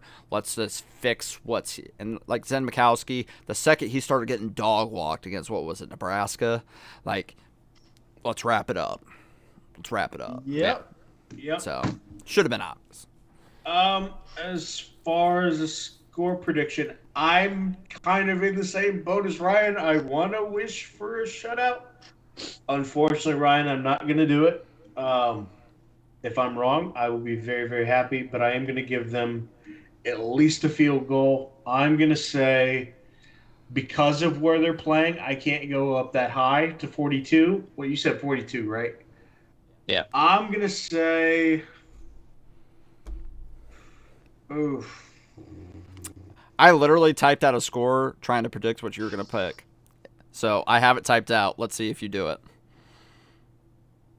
I'm going to say 32-3. Fuck! I put 38. I put 38-3. I would say like 34, maybe 37. That would have been so cool. Damn. Hey, that 32 is a weird number. Yeah, 32 is a weird number. I'm not good at math. That would be covering the spread, though, by a half a point. So it works. Maybe that's what he was. That's what he was going for the whole time. Yeah. Let's make it 38-3 just to No, keep it 32. Keep it 32. Fine. All right. Just echoing some of what you guys said. I want to show that against a team that does great against the run that we can just say fuck that.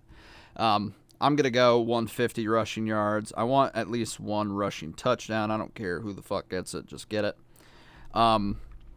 I definitely echo the get out healthy thing. Oh, dear sweet God. Because when Carson Hinsman went down that last game against Purdue, I was like, we're cursed. We're fucked. Like, God does not want us to win a national championship this year, and this proves it. And then, of course, he ended up coming back in the game, and he was fine. But I was just like, geez, man, like, we can't be dealing with this crap every damn fucking turf. Horrible. Get rid of that fucking fit. Now everybody's starting to realize it now. It's like, there's only been like a handful of us on Twitter for like since it got installed and started hurting people that have been telling you to get rid of that fucking thing. It sucks. And honestly, I thought it's been ugly since the beginning It's awful. It's awful turf. Get rid of it, please. Like, this new AD has been such a godsend doing this and that. That's going to be the next thing. I just know it. This offseason, he's going to get rid of it. He's going to get actual good turf. Like, he's the guy that's going to make all this happen. And we might as well just get a statue of him built because he's just going to make all the good changes that we want. I'll echo the offensive continuing to gel, the offensive line continuing to gel too. I really loved, and I didn't bring this up earlier, I really loved what Donovan Jackson said after that Penn State game. He was like, for that last drive, he was like, we just had to drop our nuts. I was like, yeah. Yeah, I was like, fuck it, fucking right. We just got to drop our fucking nuts and let's get out there and get it done. Love that shit. So just continue to gel. I think we got the. So let's just keep that fucking rolling. Passing wise, I'll go 200 for Howard. I think this is a game where he'll probably be around that.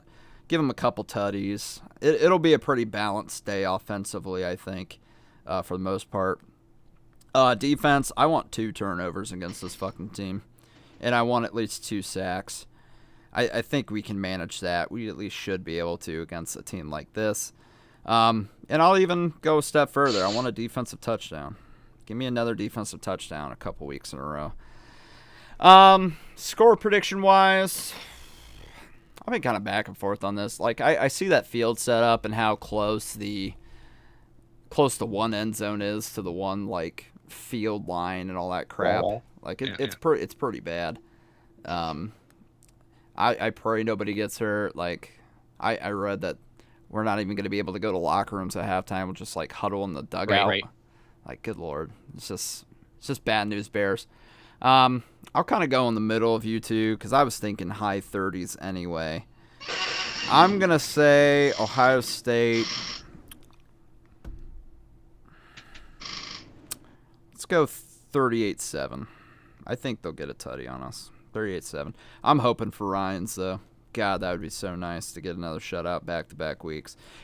Listen, I said it in the group chat when we shut out Purdue. I said we're winning a national championship.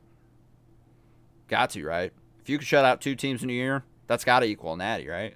If we could shut out 3, got to be.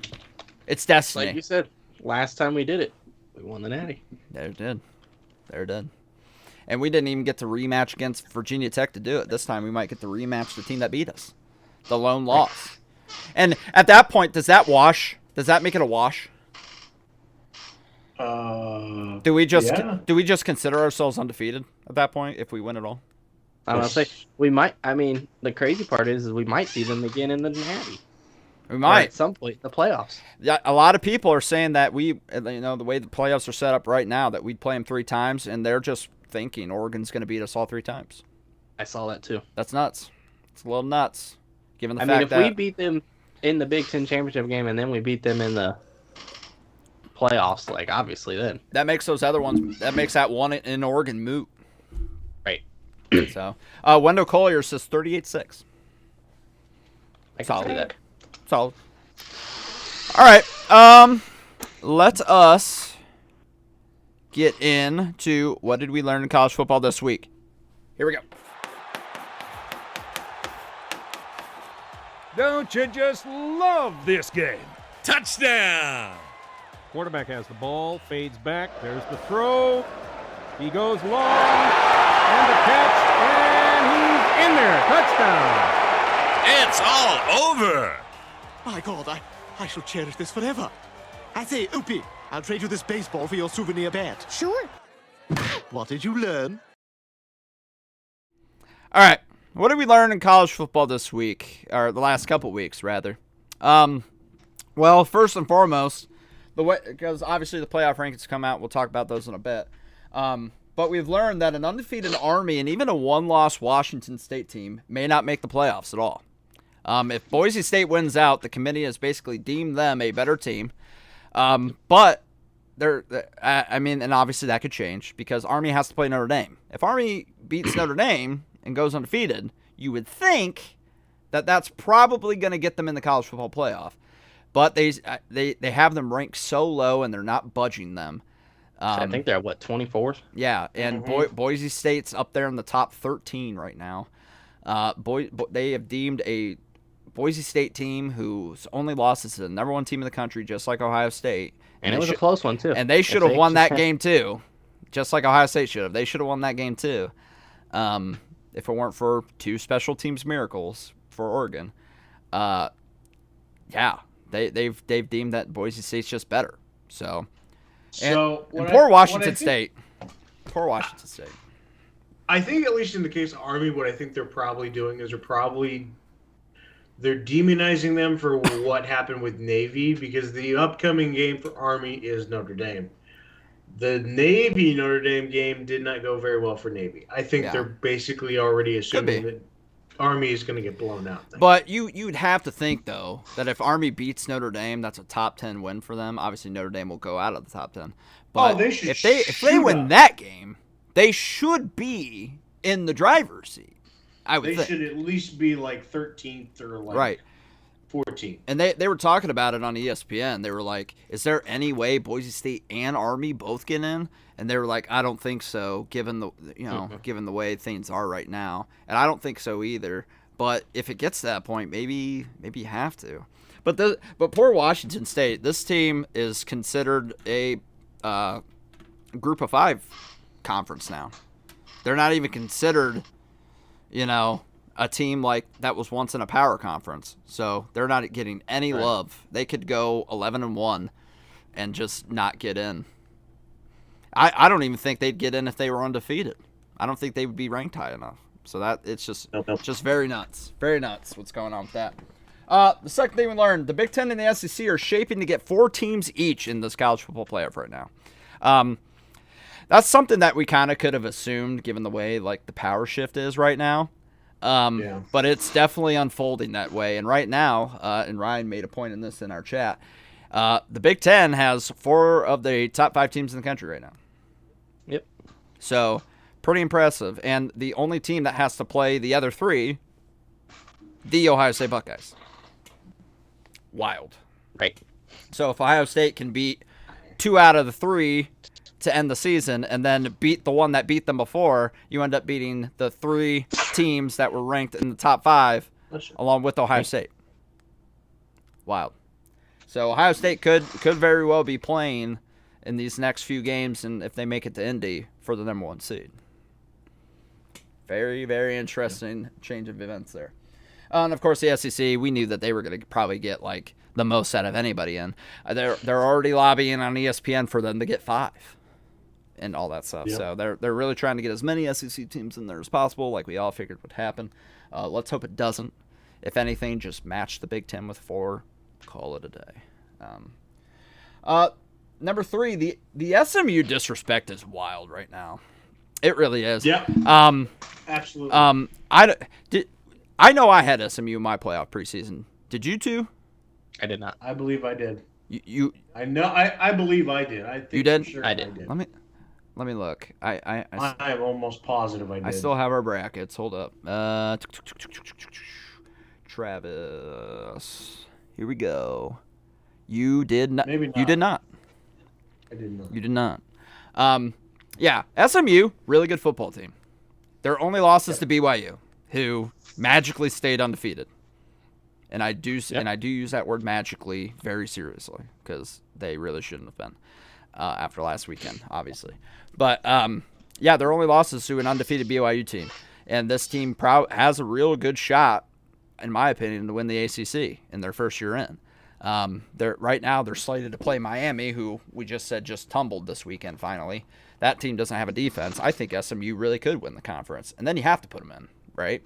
But right now they're just getting no love. And I think it's just because of the overwhelming Big Ten SEC bias that's going on.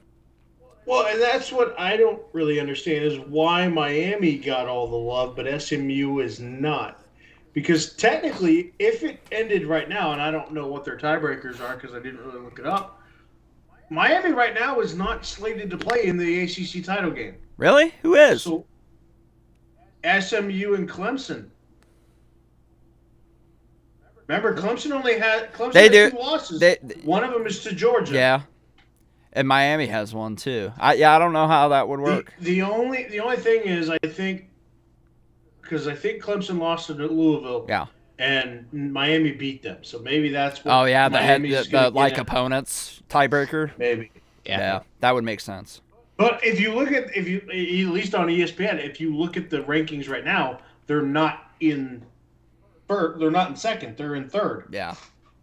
So yeah, that was weird. Yeah, I don't know how that would work, but I would think that SMU they would have just put SMU in one of those spots instead of Miami and take Miami out right now because I think SMU's in the driver's seat for the ACC. Yeah, absolutely. I think they're going to get in unless they completely get into the ACC title game unless they completely shit down their leg. And if they play Miami, I think they could beat them. So the SMU disrespect is wild. And that team, as we all know, got the death penalty back in the day for doing NIL shit. And now it's the NIL era. This could be a program that comes back to what prominence they used to have because NIL's allowed now. because that Dallas area, that's loaded, and they got alum to pay the bills. So, hey, SMU might be on a come up here. Number 4, and if this wasn't obvious, I don't know what is. Death, taxes, and James Franklin choking against Ohio State. Boy, always. Those are the 3 guarantees in every college football season. I just know James Franklin is like, thank God we might not have to play Ohio State for a long time. Right. He's very, because I don't think they're on the schedule next year. Yeah, he's very thankful. He'd love to play a team up north right now, another team that he could barely ever beat, because he can just wallop on them now because they suck. But yeah, he's definitely going to be happy not seeing Scarlet and Gray on the schedule anymore. And lastly, Indiana is a legit team, but boy, did they show their weaknesses last week. So now the recipe's out there. A team that we keep getting told has 4 first-rounders on it, but obviously is only 5-5, and they spent $16 million on that roster to be 5-5 right now. Since they like bringing up how much money we spent, and they're so desperate they might give a quarterback $10 million to come play for them next year. But it's only okay if they do it, right? But yeah, Indiana struggled mightily in that second half, especially against the team up north. The blueprint to beat them is now on the table. Can Ohio State do it in a couple weeks? We'll see. And that's what we learned in college football these last couple weeks. So let's get into the college football dead or alive list here. Here's what it looked like after last week. Obviously, some big upsets happened with Iowa State and Pitt. And then, of course, Penn State lost. So they all dropped from being undefeated and alive and well to on shaky ground. And then we had Kansas State, Clemson, Texas A&M all dropping after their losses a couple weeks ago, and Duke and Illinois joined the graveyard of college football playoff hopes and dreams. And then after this last week, I added Army and Boise State to the mix, since those are the 2 teams that everybody's talking about. I put them in alive and well because they're undefeated. If they stay undefeated, I do think that they have no choice but to be put above Boise State. We'll see if the committee feels the same way. But obviously Miami dropped off a cliff down to on shaky ground because they finally lost. And just like Navy did when they took their first loss and then they lost the very next week, Iowa State and Pitt joined that party. They lost a consecutive game and fell to on life support. Just a mere 2 weeks ago, you're looking at undefeated record and you're feeling real good about yourself, and now you're 1 loss away in a matter of 2 weeks from being eliminated from playoff contention. Wow. And Georgia, of course, joins the fray as well for their loss to Ole Miss. So they are on life support. And, of course, the Fighting Kyle McCords are now dead. They are in the graveyard along with LSU. You can't put LSU there yet. Listen, I'm going to, because there is I know the whole thing that they're talking about with like the 8-way tie for first place, and LSU could still get in the SEC title game.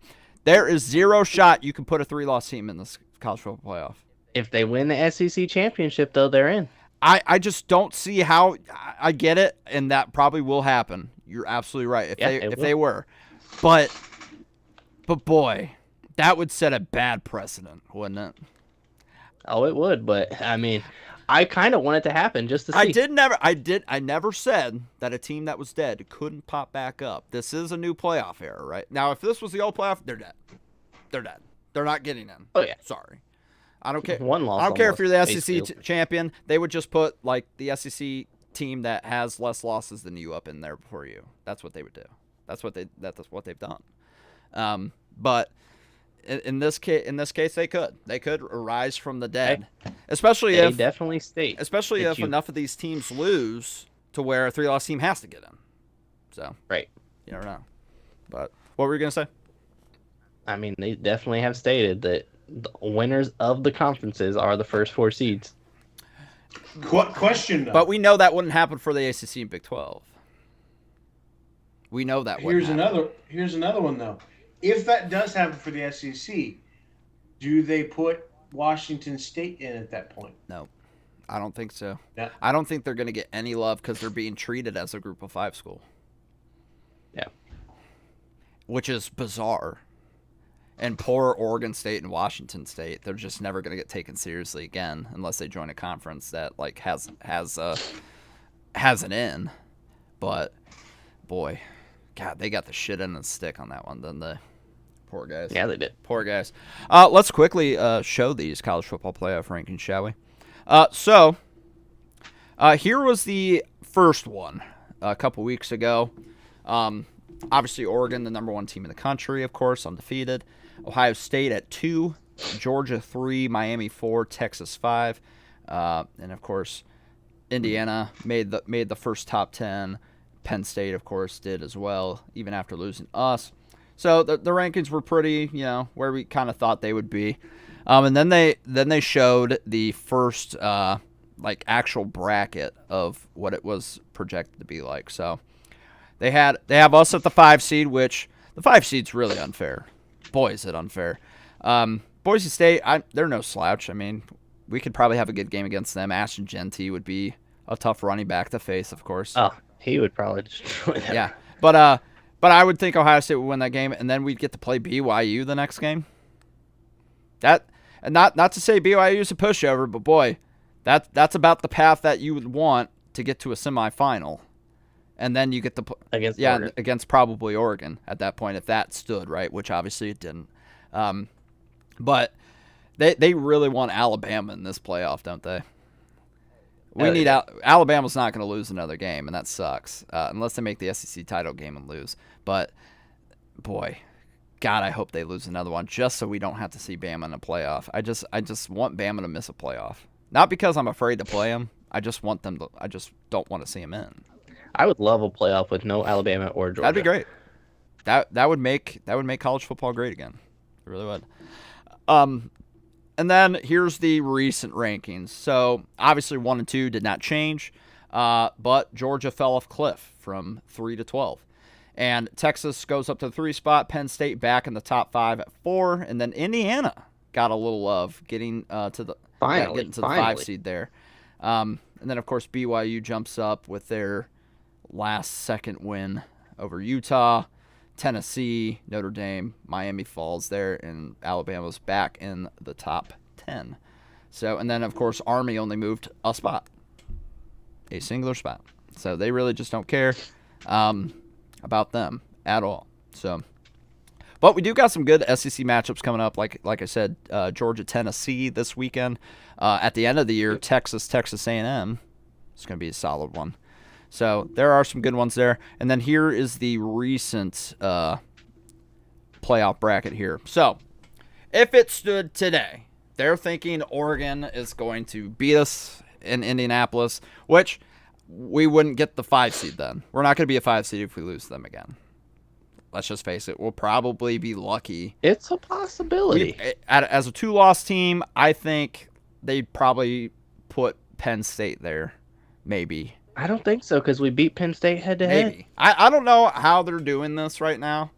I think with them having us at 2, if we lose another close one by like 1 possession like we did this time, I think we could still sneak in at the 5. It's really hard to judge because obviously it's this tough. is the first year of them doing this system. So, well, some years they care about head-to-head, some years they don't, some years they don't know what the fuck they care about. Yeah, they switch the criteria all the time, so this is just going to be even worse with more teams now, right?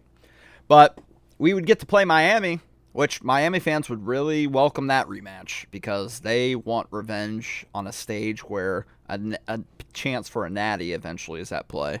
You know, they 22 years later, they're still reeling pretty bad. So they want that in the worst way, and I don't blame them.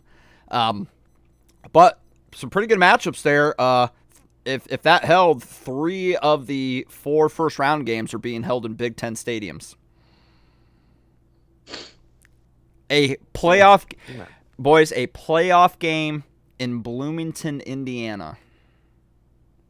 Crazy to think. Against Alabama. We're in 2024, folks. Wow. Boy, would that be lit. Bama coming to the north in December. Kirk Cignetti worked for Saban at Bama. Won a national championship in that 2009 staff. Like, that would be something. And, of course, we all know a playoff game in Happy Valley good Lord. That would have to be at night, right? And this is going to be in the cold. We'll see if those boys can hang in the cold if they come up here. And then, of course, Neyland Stadium. Not a bad place to have a playoff game against Notre Dame, right? And then the shoe. The shoe would probably be held at noon, so we'd have like no atmosphere at all. Big noon kickoff. Big new kickoff. Yeah. No Jews. All the old people would be out, being like, "Hey, sit down. I'm trying to knit while this game's on." Couldn't stay home for that. I saw a Penn State Ole Miss would be a whiteout. Yeah.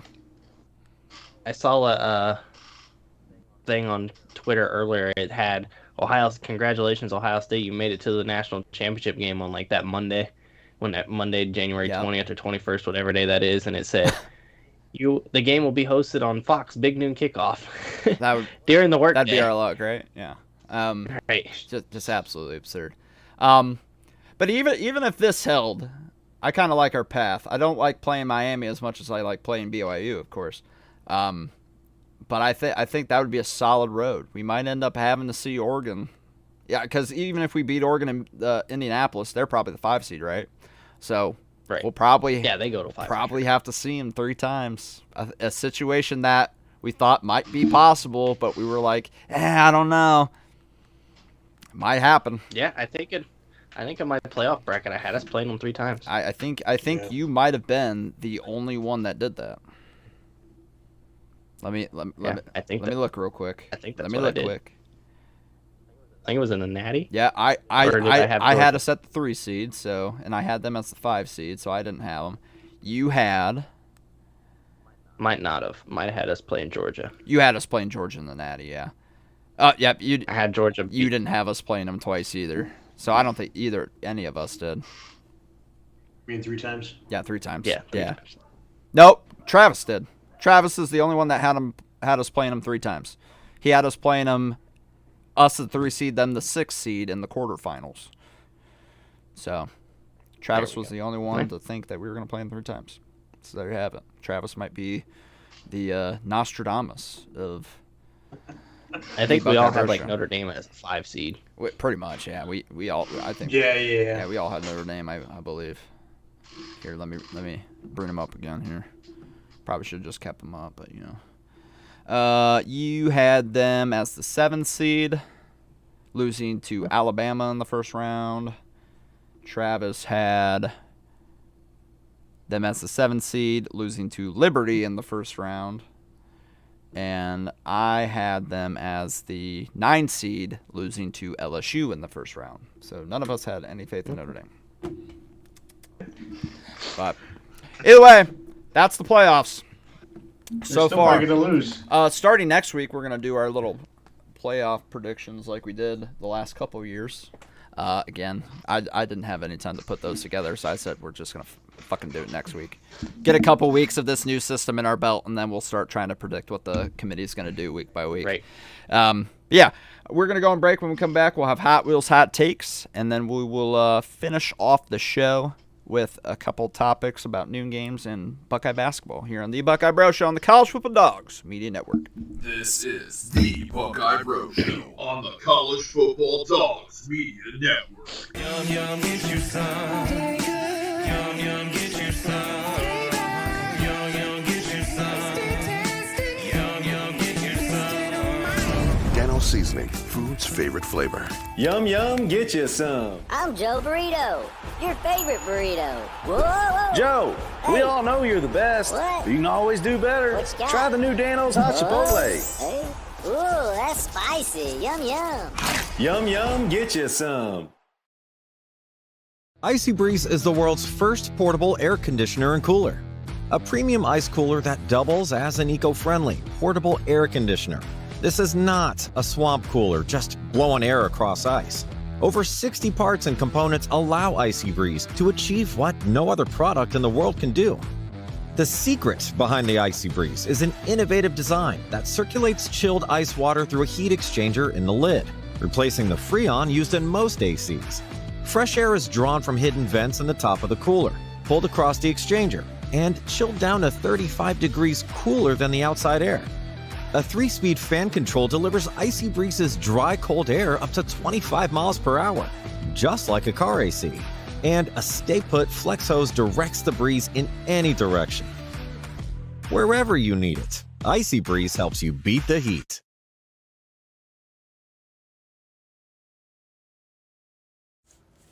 On the College Football Dogs website, you'll find a main page that features some of our biggest and newest stories.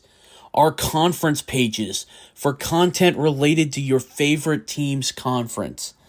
Our team store, where we have products that are available all year long, as well as gear available for a limited time only. Our podcast page, where you can see when one of the 12 plus College Football Dogs podcasts is streaming live on social media. Our subscription page, where you can join our Discord. If you're interested in becoming a contributor at College Football Dogs, email us at info@collegefootballdogs.com. If you enjoy any College Football Dogs content, we really do appreciate any donations you can make by visiting the donate page on our website or scanning the QR code here. College Football Dogs, for the fans. Wrestling fans will suffer for their art. Don't you understand this? And we're back on the Buckeye Bro Show. We're bitching about having WrestleMania in the cold. I think it was like in the 50s during that WrestleMania in Philadelphia, though. It wasn't like cold. No, it was. Oh yeah, I thought you were talking about 1950. I was like, WrestleMania wasn't a thing No, yet. no, it wasn't like it wasn't like cold. In None of us Philadelphia. were a thing yet. It was a little nippy in Philadelphia, but it wasn't bad. I mean, what do you think it's going to be April 21st here in Ohio? It's Ohio, Ryan. I know. It did. It snows in like June sometimes here. Right, it was 6 Literally. o'clock and it was dark already. What the hell? Literally. Oh, I hate it. Seasonal depression is real. Yeah. This is the worst time of year time-wise. Like, it's fucking awful. All right. Look at 5:30. It was dark. I don't like it. Hot Wheels Hot Takes. Here we Okay. go.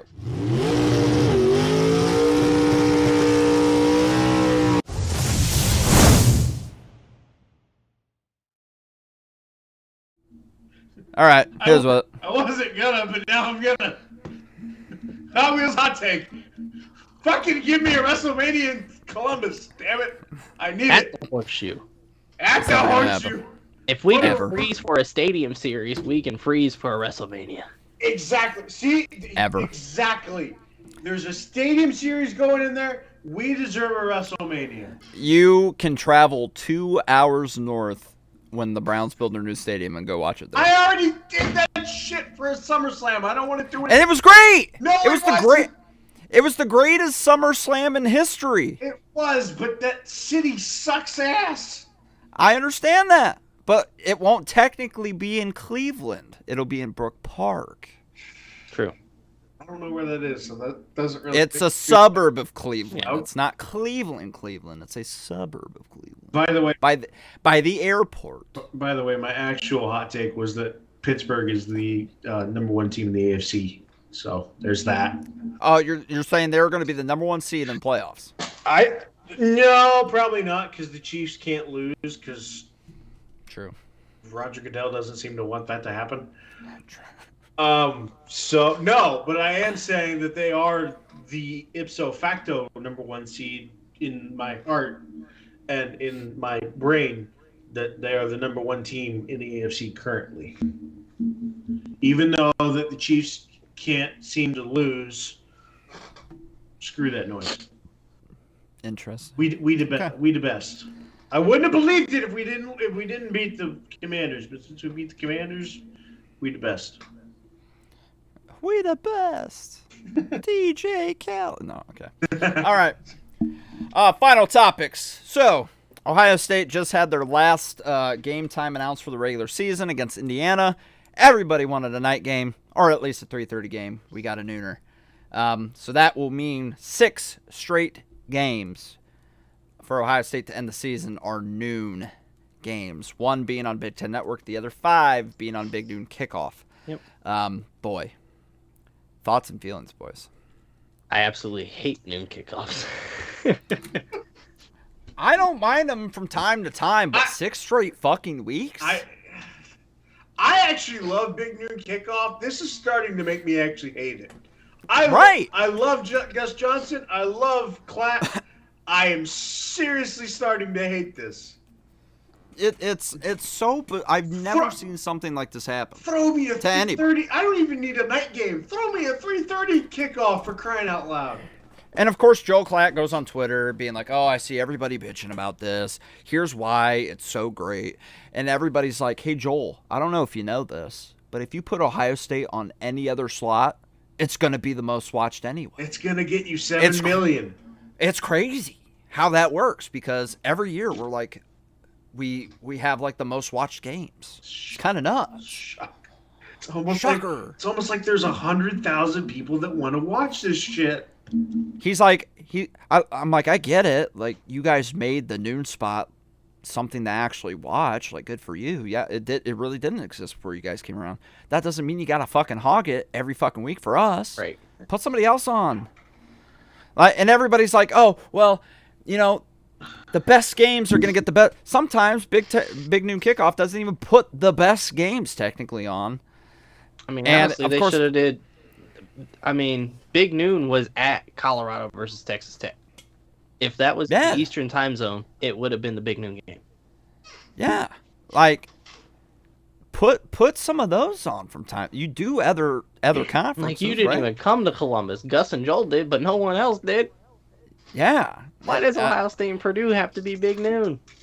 Yeah, that doesn't need to be Big Noon. Let that be. If it's gonna be noon, put it on Big Ten Network or something. I'll say let it be Indiana versus Team Up North on Big Noon. Didn't we get one CBS game too?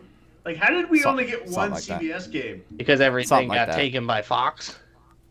But everybody was dogging Gus Johnson for like his unenthusiastic calls last game, and granted, I hated unenthusiastic Gus Johnson because I like the one that gets all hyped up. But I can't even blame him. He's like, God, I got to call like 5 of their games in a fucking row here. Like, I'm running out of things to say. He's probably, he's probably thinking about the barbecue that he still doesn't have. Yeah, an invite to. He's still mad about that, I think. I think he is. It's like I told Ryan earlier after his Wolverines won a natty. I think he's probably just feels like he's too good to call our games now. It's beneath him. So, listen, something's got to be done about this in the future. Like, I get it. There's 3 networks that are all in agreement to like put us in a certain slot all the time. There's got to be some mix up here. Like, it can't be 6 weeks in a row we're on at noon and 5 of the 6 are on Fox. Like, that's nuts. Like I heard on the radio, like it made sense when it was just us and there wasn't Oregon, Washington, USC, UCLA. Like when it was just who it was before them, like it kind of made sense. We were kind of the cream of the crop for the most. It's bad then. No, it wasn't. You're right. And I get the OSU Team Up North game being on Fox. Right. That should be every year because it's always at noon. It's tradition. Yeah. So that's fine. The top 3 was us, Team Up North, and Penn State. Like, I understand us taking a brunt of those games because, again, like they were trying to make it special, put the best teams in the conference on that slate to make it special. But like you said, now they got to share the wealth because you've got Oregon, you've got USC, Washington. God, hopefully they come back to prominence. UCLA, whatever.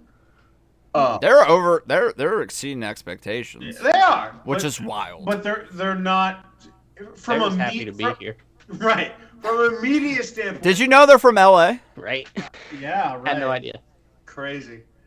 But from a media standpoint, they're not going to get the same kind of coverage that the USC and Oregon and Washington are going to get. Throw Rutgers a Big Noon kickoff game for once. Well, and that's the thing too with those teams. They would have to be playing over here because obviously if we're at Oregon, it can't be a Big Noon kickoff. Right. It's going to be 3:30 here, so it can't be on Big Noon. So Oregon would have to come to Ohio State for it to be Big Noon, and that was on Big Noon last time. Yeah. So. Yeah, that would be a game to put on there for sure. But that's the only reason why that game was a night game. Yeah. I'll say because this. It was at Oregon. There is one game on the schedule next season that if they make it a Big Noon kickoff, Texas? I'm going to. Damn right. It's gonna be. Damn right. Guaranteed. If they it's make gonna that be. a big noon kickoff, we riot. Is it at Texas or Ohio State I next think year? it's here. Here. Yeah, it's I big believe noon. it's here. If That's it's big here, we riot. We have It's to. here.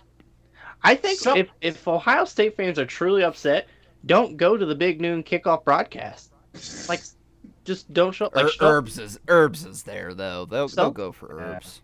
At this They'll point, go for Herbs. you got to make know a stand it. somehow. If we hate it that much, Yeah, listen, and like we've heard Gus Johnson and Joel Klatt call night games before. It's called the Big Ten title game. It's very possible they could just like have a big noon kickoff thing. They could have a big noon kickoff thing going on, but they could also, for like bigger matchups, maybe like have a night shift. I mean, to be fair, at this point, I would rather go to college game day, even though it has the dumbest idiot. Because of Pat McAfee. Exactly. And honestly, Nick Saban. Pat McAfee Nick is Saban college too. football. Nick Saban Yeah. and Pat McAfee. Saban, yeah. Magic. Yeah. Chef's kiss. Yes. Chef's kiss. Yeah. All they need to do is drop Desmond, and we're fine. Like Right. that's a golden staff right there. You see, honestly. he's starting to drop. He's starting to drop shit bombs. He's like, "What the shit is this? What's this shit?" I was watching the Pat McAfee show earlier on TV. Yeah. No bleeps for the word shit. No bleeps for the word bitch. No bleeps for a lot of that's these why words. they I put think that thing up at the beginning, the warning sign at the beginning. Like, so they get away with it. I think the word fuck is the only thing that gets bleeped. Yeah. Well, yeah. But usually shit gets bleeped, even on the radio. That's an and FCC not on thing. TV. Not on TV. Oh boy, I'm like, oh, this is great. They're allowing cussing now on TV. on ESPN, Love this. a Disney-owned channel. Love Yeah. this. I mean, it's Pat got. McAfee is the gift that keeps on giving. Anybody who hates him, you just hate yourself. Yeah. You just He hate said yourself. he can't wait to acknowledge the true tribal chief soon. Hey, you know what? Listen. There you go. We're on board now because it's the bloodline civil war.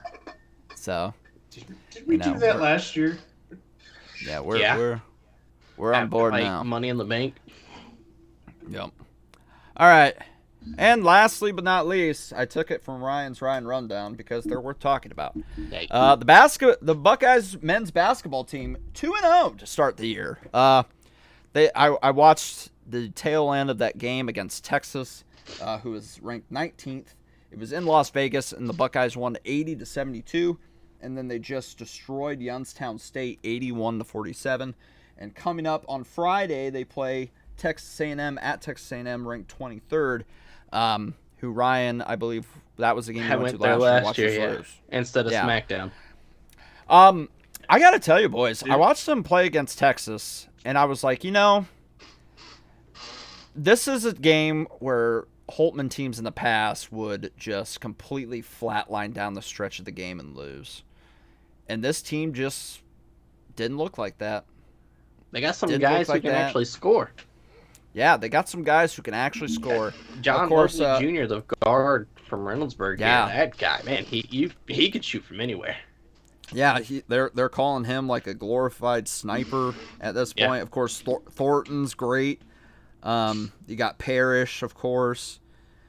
Obviously, Meechie Johnson didn't have a great game against Texas, but him being back, I think inevitably will help this team as well. I mean, against Texas, he had 11 points. Against Texas. Oh wait, he only had never 6. mind. I'm looking at Youngstown State. Yeah. Devin Royal too.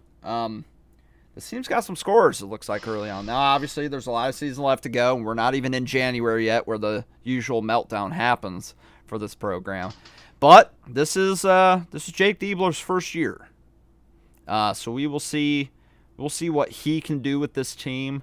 I'm gonna keep an open mind. That's where I'm at. I'm not gonna get excited for nothing. I'm not gonna get like doom and gloom about it because that's where Holtman got me every preseason. I'm going to keep an open mind for Jake Diebler. We find out a lot more on Friday. If we win that game, then I'm starting to think like, okay, maybe this is in a more positive direction. Maybe we can finish like top 6 in the conference at the end. Maybe we can make the turn. I thought he was about to say top 6 in the nation. I was like, wow. No. Maybe we can. That's my optimism. Bro. And And all these Wolverine fans have been glazing up their hire, that Dusty May, and they're already 1-1. They lost to Wake Forest. So, I mean, we're currently in better standings than them. We're ranked for the first time in a couple years? It's been a minute. Yeah, it's been a minute. So maybe Jake Diebler's got something going on here, boys. Stay tuned. But yeah, I'll keep an open mind about it for you guys. All right, rapid fire picks. Here we go.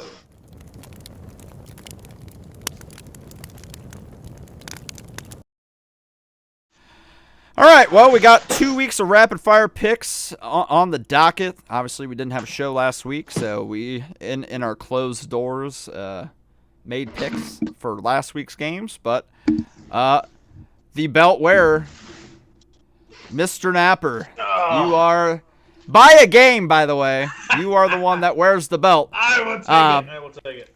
I went 10-5 and 9-5 the last 2 weeks. Travis went the best record the last 2 weeks, 10-5, 10-4, putting him to 93-59.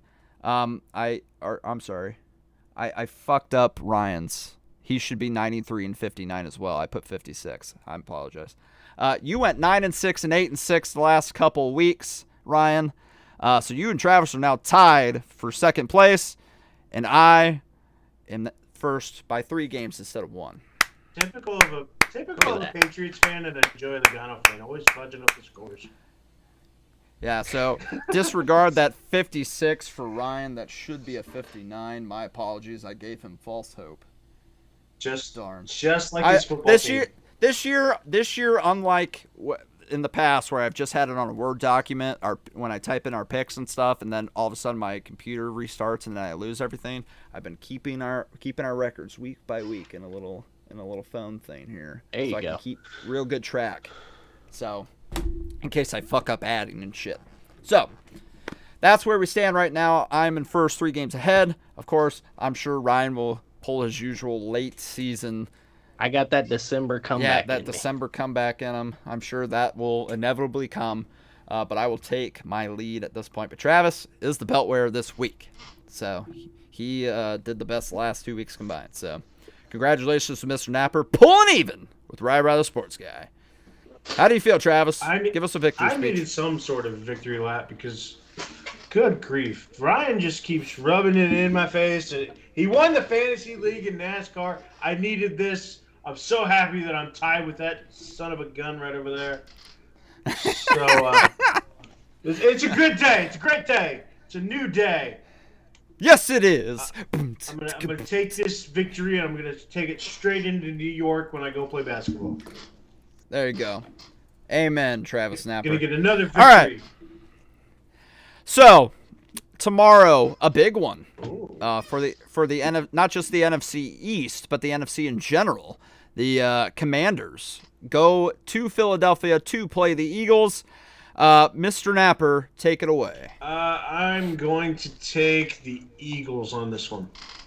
EAGLES Eagles for Mr. Napper. Mr. Hill. I'm taking the Eagles as well. Man, I was really hoping Ryan picked differently than me. Eagles for me as well. Straight just because it's at home. Yeah. I think Commanders will get them when that's flipped. I heard on ESPN that if the Commanders win this game, they have a 60% chance to win the division or make the playoffs. But if the Eagles win, the Eagles have like an 80% chance to win the division and make the playoffs. Wow. By whatever metric they use. So, big game for both, obviously, but I think the Commanders will inevitably beat them when it's in Washington. I think they'll split this game. Ravens Steelers, Mr. Napper. As much as I want to believe, I do believe the Steelers can win this game, but I'm also not stupid, and I probably am going to be wrong on this one. So I'm going to pick the Ravens. And last time I picked against my team, they won. So I'm just going to hope that happens. Well, I hope that replicates itself because I am picking your Pittsburgh. take B. His team is the best team in the AFC, and then not even pick them to win. You not wrong, sir. You not wrong. I'm taking the Ravens. Ravens. Oh, so this could be where I get a 4-game lead over Ryan Hill. Nice. I like that. Like that a lot. Down to I said today. I Down didn't to say Sunday when they play. Currently right now. Yeah. Yeah. Whatever. Yeah. Beep, beep, beep. Rams at the Patriots, Mr. Hill. Going Rams. Rams over the Patriots. No belief in the Patriots after that win Nope. last week, huh? I bought into the hype after we won that one game, and then it's lost to the Titans. flippy floppy right now. I get it. I will take the Rams as well, Mr. Napper. I will also take the Rams because I need a 20-point day from both Puka and Cup. There you go. All right. So Travis needs it for fantasy. I do. That's all you need to know. That's all I need. So straight down the road for the Rams for your Buckeye Bros. Colts at the Jets. I'm gonna regret this. I'm picking the Jets just because the Colts are so bad. I think the Jets are just a little less bad. They gotta win this game, right? Like, good God, please. Mr. Napper. If it had been Joe Flacco, I would have picked the Colts, but because they just announced that it's going to be Anthony Richardson, I am also taking the Jets.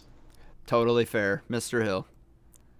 Travis took everything I was about to say right there. I'm taking the Jets because of that as I well. did not know if we all were going to pick the same on that one. That's honestly like the coin toss of all coin tosses. It's like either way you spin it, you just get a shit sandwich. So it's like, right. Good Lord. Throw a tie in there. Yeah. This will be the tie, right? This will be the one that like makes me have to put a 1 after everything. They're like, no, you win it. No, you win it. No, you. Yeah, exactly. Raiders at the Dolphins, Mr. Napper. Dolphins over the Raiders, Mr. Hill. Dolphins. Yeah, me too. Dolphins. They showed me a little something Monday night. They showed me a little fight. Maybe something that can turn their season around. We'll see. That division's pretty bad. Buffalo's gonna get away with it with flying colors. They might be. They could be. They haven't locked it up yet. They could be in a coma for the rest of the season and still win that division. I think. I don't think that's a stretch. But yeah, Dolphins straight down the board for your Buckeye Bros. We're only 2 games out of the playoffs right now. That's actually wild. That's really actually wild. Crazy. Packers at the Bears. Choose wisely, boys. I'm taking the Packers, Mr. Hill. I'm taking the Packers. Of course you are, because we don't lose to the Bears. Mr. Napper. I'm also taking... If we can beat the Bears, you guys bet. I'm also taking your Packers. If we lose this game, everybody's fired. You know this is the type of game, though, the kid lose because... Every single time a coach gets fired, that's when the team actually decides, oh, yeah, we could play football. If Jordan Love throws like 8 picks in this game, that would be so apropos of what Jordan Love's doing this season, being more like Brett Favre than Aaron Rodgers. But good God, I just ball the fuck out. This is the team you ball the fuck out against. You own these motherfuckers. Aaron Rodgers gave you the deed to ownership. You better fucking protect it. Don't lose to these fucking losers. They suck. They suck. So we better not lose this game. Packers straight down the line for your Buckeye Bros. Browns at the Saints. I had a tough time thinking about this one. I'm not going to lie to you. And it they're honestly both super mid. But Mr. Napper. Oh, I don't like this at all. I don't like this at all either. I'm going to take this. Another tie. Yeah. I'm going to take the Saints. Saints over the Browns. Mr. Hill. Yeah, I took the Saints as well. Saints over the Browns for Mr. Hill, and I took the Saints as well. Just because it's in New Orleans. This could be the one game, of course, where Jameis Winston plays really well and the Browns win. Wouldn't shock me at all. But the Browns just seem a little more disorganized right now, I guess. Oh, by the way, big prayers up for Chris Olave. Boy, yeah, that hit he took a couple games ago against the Panthers.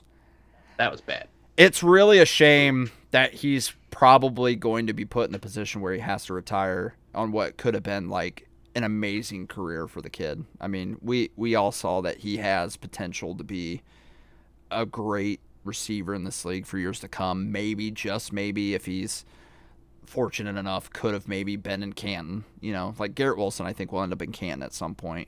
unless he just keeps getting shit on by the Jets and all that stuff. I hope he gets traded at some point, to be honest with you. But these Ohio State wide receivers are the most set up to get to Canton they've ever been. Marvin Harrison Jr. will be there unless something detrimental happens. Jeremiah Smith one day, I think, will be in Canton. So just prayers up to Chris Olave, our guy. Legendary Buckeye at wide receiver. Vikings at the Titans. I'm almost positive we'll all be unanimous here. Should I even ask? Vikings. Skull. Yep. Skull. Yeah, the Titans are just bad. Over under, actually not over under. Scale of 1 to 10. How bad do you think the Titans are regretting firing Mike Vrabel? I'm gonna. Got to be like at least a 200, right? Yeah, something like that. Yeah. What a dumb move. God, what a dumb move. And now they're just going to be bad for eternity. He would at least have him like a little above 500 right now, I think. Yep. At least. Yeah, oh, yeah. Maybe. Jags at the Lions. Probably shouldn't even ask about this one either, but I will. Lions. Lions. The Lions are a really good football team, man. Unless Goff throws 5 more fucking interceptions. Doesn't matter. They'll still win. I know, but it doesn't do good for my fantasy team. Right. Boy. I still won. So that's the funny thing. He said, I went up against a 1-8 team. I won by 6 points, and it's because he threw 5 interceptions. There's 2 instances in my life, 3 instances, where I've seen, where I can think of off the top of my head at least, where I've seen a quarterback throw 4 or more interceptions, and twice have they won the game that they did it in. Russell Wilson threw 4 picks against my Packers in the NFC title game in 2014, won that game somehow. Russell Wilson threw 5 interceptions against my Packers in a regular season game, lost big time in that game, and Cardell Jones turned the ball over, or Ohio State turned the ball over 4 times in that game as a whole, and we won that game against Oregon in the national title game. So when you turn over the ball that many times, you have no reason to win. So if you do win, count your fucking blessings. I don't think they'll do that against the Jags, though. Jags suck. Seahawks at the 49ers. I'm picking the 49ers to win this one. Mr. Napper? I am too. 49ers for Mr. Napper. Mr. Hill? 49ers, straight down the board. Yeah, this one, I was kind of thinking about it. I'm like, this is a coin toss, but 49ers, even with the injuries that they do have, they're still finding a way. I don't know. Did they get McCaffrey back yet?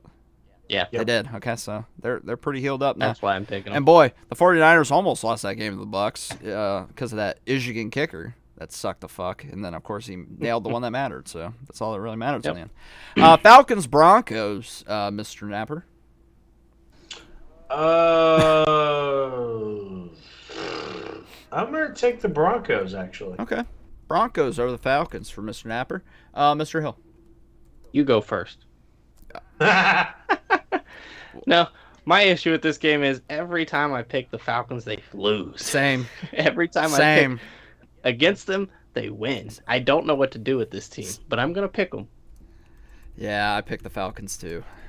So we're the same. Broncos are winning. Congrats, Napper. Yep. You're going up another game, Napper. Chiefs, Bills. It's at Buffalo. Will this be the finality of the Chiefs' undefeated season? Mr. Napper. I hope so. I'm taking the Bills. Bills over the Chiefs. I echo your sentiment, Mr. Napper. I'm taking the Bills as well. Mr. Hill. I went first on this one for you. I was hoping you guys would pick different because I took the Bills. You did too. Holy shit. Fuck.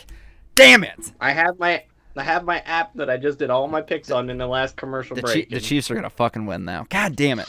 I'm like, oh, Ryan's definitely picking different on this one. I got it. The Bills never beat the Chiefs, right? But this is gonna be the time. Well, they do in the regular season. They just don't in the playoffs. This is gonna be the time, right? No. Because remember last time Buffalo beat Kansas City in the regular season. I did forget about that. Mahomes was pissed, and he said, I remember that. He bitched so hard in his face. He was like, oh, that was the most fucking rigged shit. And you got to think, in that moment, Josh Allen is like, You motherfucker, you get lucky against me all the time in the fucking playoffs. What are you fucking You talking win the about? damn coin toss every Yeah, time. like, fuck you. Like, we all saw Baker Mayfield throw his head back when he won the coin toss. He knew. Everybody knew. Like, fuck you, you lucky motherfucker. So great. I forgot about that. Yeah, that's right. Damn it. I was hoping you picked different on that. Fuck. That's why I let you go first on that Falcons one, because I was like, oh, you might pick different than me, but I'll go first on this one to be fair. And of course, you picked the fucking same. Damn it. All right. Bengals, Chargers. Mr. Hill. Bengals. Bengals over the Chargers for Mr. Hill. Mr. Napper. I'm convinced the Bengals can't win games they should anymore. I'm taking the Chargers. I'm following you, Napper, again. I'm taking the Chargers over the Bengals. I hate picking Jim Harbaugh to win. I really do.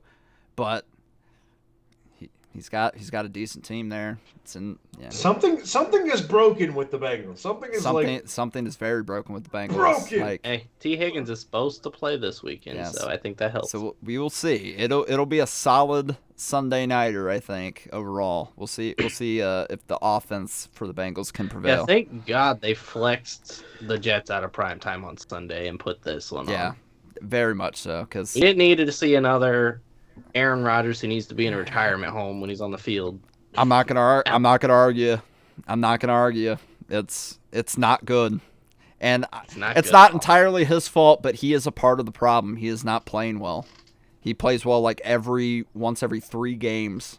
I don't know what's going on with him. I really don't. Everything he wants, they keep giving. He's got to it. him, He's and got all he of his can't win. safety blankets, and it's still not working. So maybe if they change, like, maybe if they hire like an actual good coach next year, maybe like bring Rex Ryan back or something. Maybe that'll spark it. I don't know.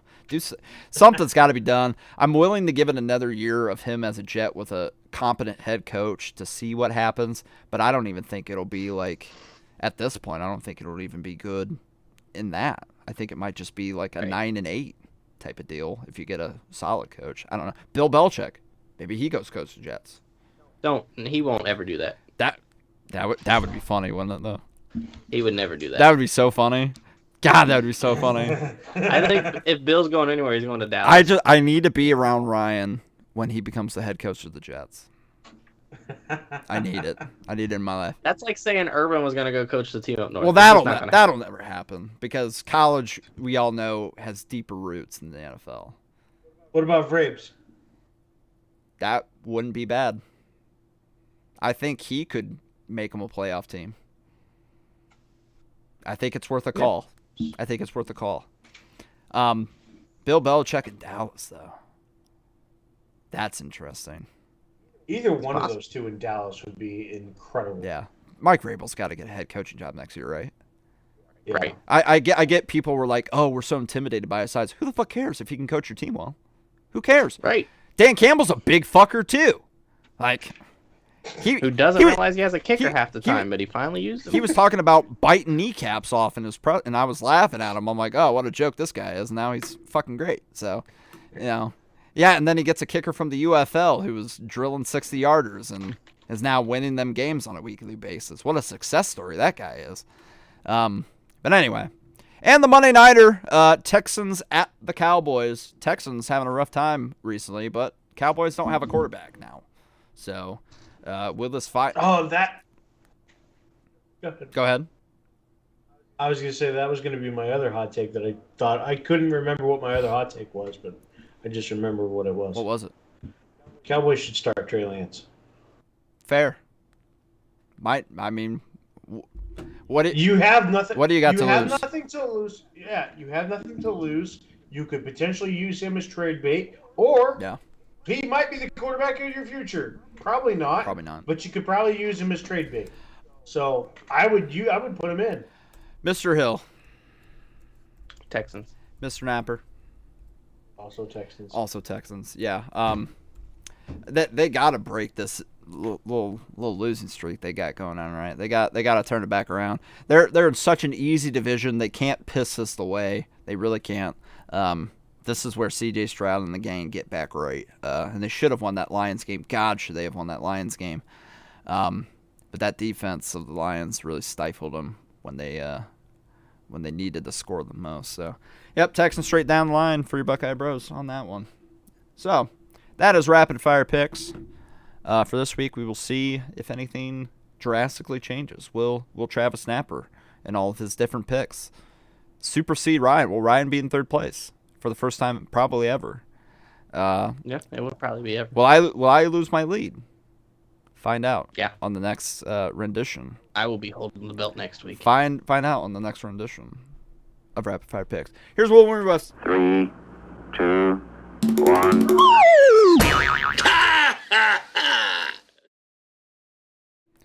I got one for you. I saw this today and I found this was absolutely hilarious. It's from MGoBlog, a username GoBlow2121, yesterday at 12:26 p.m. As a matter of fact, Jesse Minter, the old DC for Michigan last year, is definitely a savant. He and Harbaugh both had an uncanny ability to see how opposing teams would attack them on the offensive and defensive side. The counters they had prepared in anticipation of other teams' in-game adjustments were next level as well. This is the most glaring thing missing from the current staff, in my opinion. The ability to foresee how the other team is going to react to take certain things away. So cheating. Yeah, it was called Connor Stallions. You know the best part about that guy writing that is he meant every word and didn't consider Connor Stallions at all. Nope. He meant every word of that. And now, and I'll give it to you. Jesse Minter has the number one defense in the NFL right now. Listen, NFL teams can do that type of stuff. Like they can scout if they really want to. You know, there's no rules against it there, so they probably are. But obviously we knew Jim Harbaugh was a really good NFL coach. We've known that for years. I could have told you that he was going to go to, back to the NFL and probably do pretty solid. But the college level, Jim Harbaugh wasn't doing shit until Connor Stallions came along. And then you want to give credit to Jesse Minter. I'm not saying he's a bad DC. I'm just saying he had a lot of chatter in his ear every game. And we're not this Wolverine fan's just going to gloss over that. They had such an uncanny ability to foresee what the opponents were going to. No shit, because they had a fucking crazy person with a 500-plus page manifesto and files on files in his computer, graphs, charts, all this bullshit, ready to tell you every fucking play the guy was going to run every game. Oh my God, just that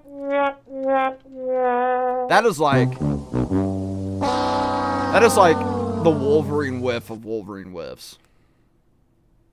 That's probably one of the best ones I've ever seen. Just awful. Anyway. All right. We got to go. We're a little past 10 this time. Yeah. We are on the College Football Dogs Media Network. We got a lot of other great shows on the College Football Dogs Media Network, like the Golden Boot Podcast, which you can see every Monday and Friday at 8:30 p.m. on College Football Dogs socials and the Golden Boot Podcast socials as well. And the Big Ten Backers, they're on every Tuesday and Thursday at 9:30 p.m. They're on the College Football Dogs socials as well as their own. And if you are a fan of Sunbelt football, we have the Sunbelt Syndicate, which is on Wednesdays at 8:30 p.m. on the College Football Dog socials and their socials as well. But you come here for the Buckeye Bro Show, which is on Wednesdays 7:30 to whenever you see fit to end, which is usually around 10 this time of year. So it is what it is. We just got stuff to talk about, so we're going to talk about it. Next week, we will obviously talk about the Northwestern game. We will preview the Indiana game. Big one. I wish I knew an Indiana fan to have on the show, because I'd love to talk to one of them right now, because they're riding a high that they never thought would ever be possible. So if I can find one, maybe I'll get one on. But I don't think any exist on any of the things I'm on. So sucks. Either way. But we'll talk about the Indiana game. We'll talk about what we learned in college football this past weekend. We'll see maybe Georgia won't be playoff eligible anymore. Maybe they will. Fingers crossed. Maybe Tennessee will lose their second game of the year. And they'll be knocked out. So we'll talk about all that good stuff, I'm sure. College Football Dead, our live list. College Football Playoff Rankings. We'll have our own this time. We'll predict what the next week after is going to look like based on the games that come up. And then we'll talk about whatever else comes up. So, go Bucks. Beat the Wildcats. Please nobody get hurt in this stupid baseball field game. God, save our offensive line especially. Prayers up. Yeah. Prayers up for Chris Olave again as well. And we'll talk to you on the next show next week, unless something comes up, of course. I'm Keen Buckeye Alex Bryan. Hot with Travis Snapper, Ride with Sports Guy Ryan Hill. Follow our socials and follow our Buckeye Bro Show socials as well. We'll see you guys next week. OH. I-O. This is the Buckeye Bro Show on the College Football Dogs Media Network.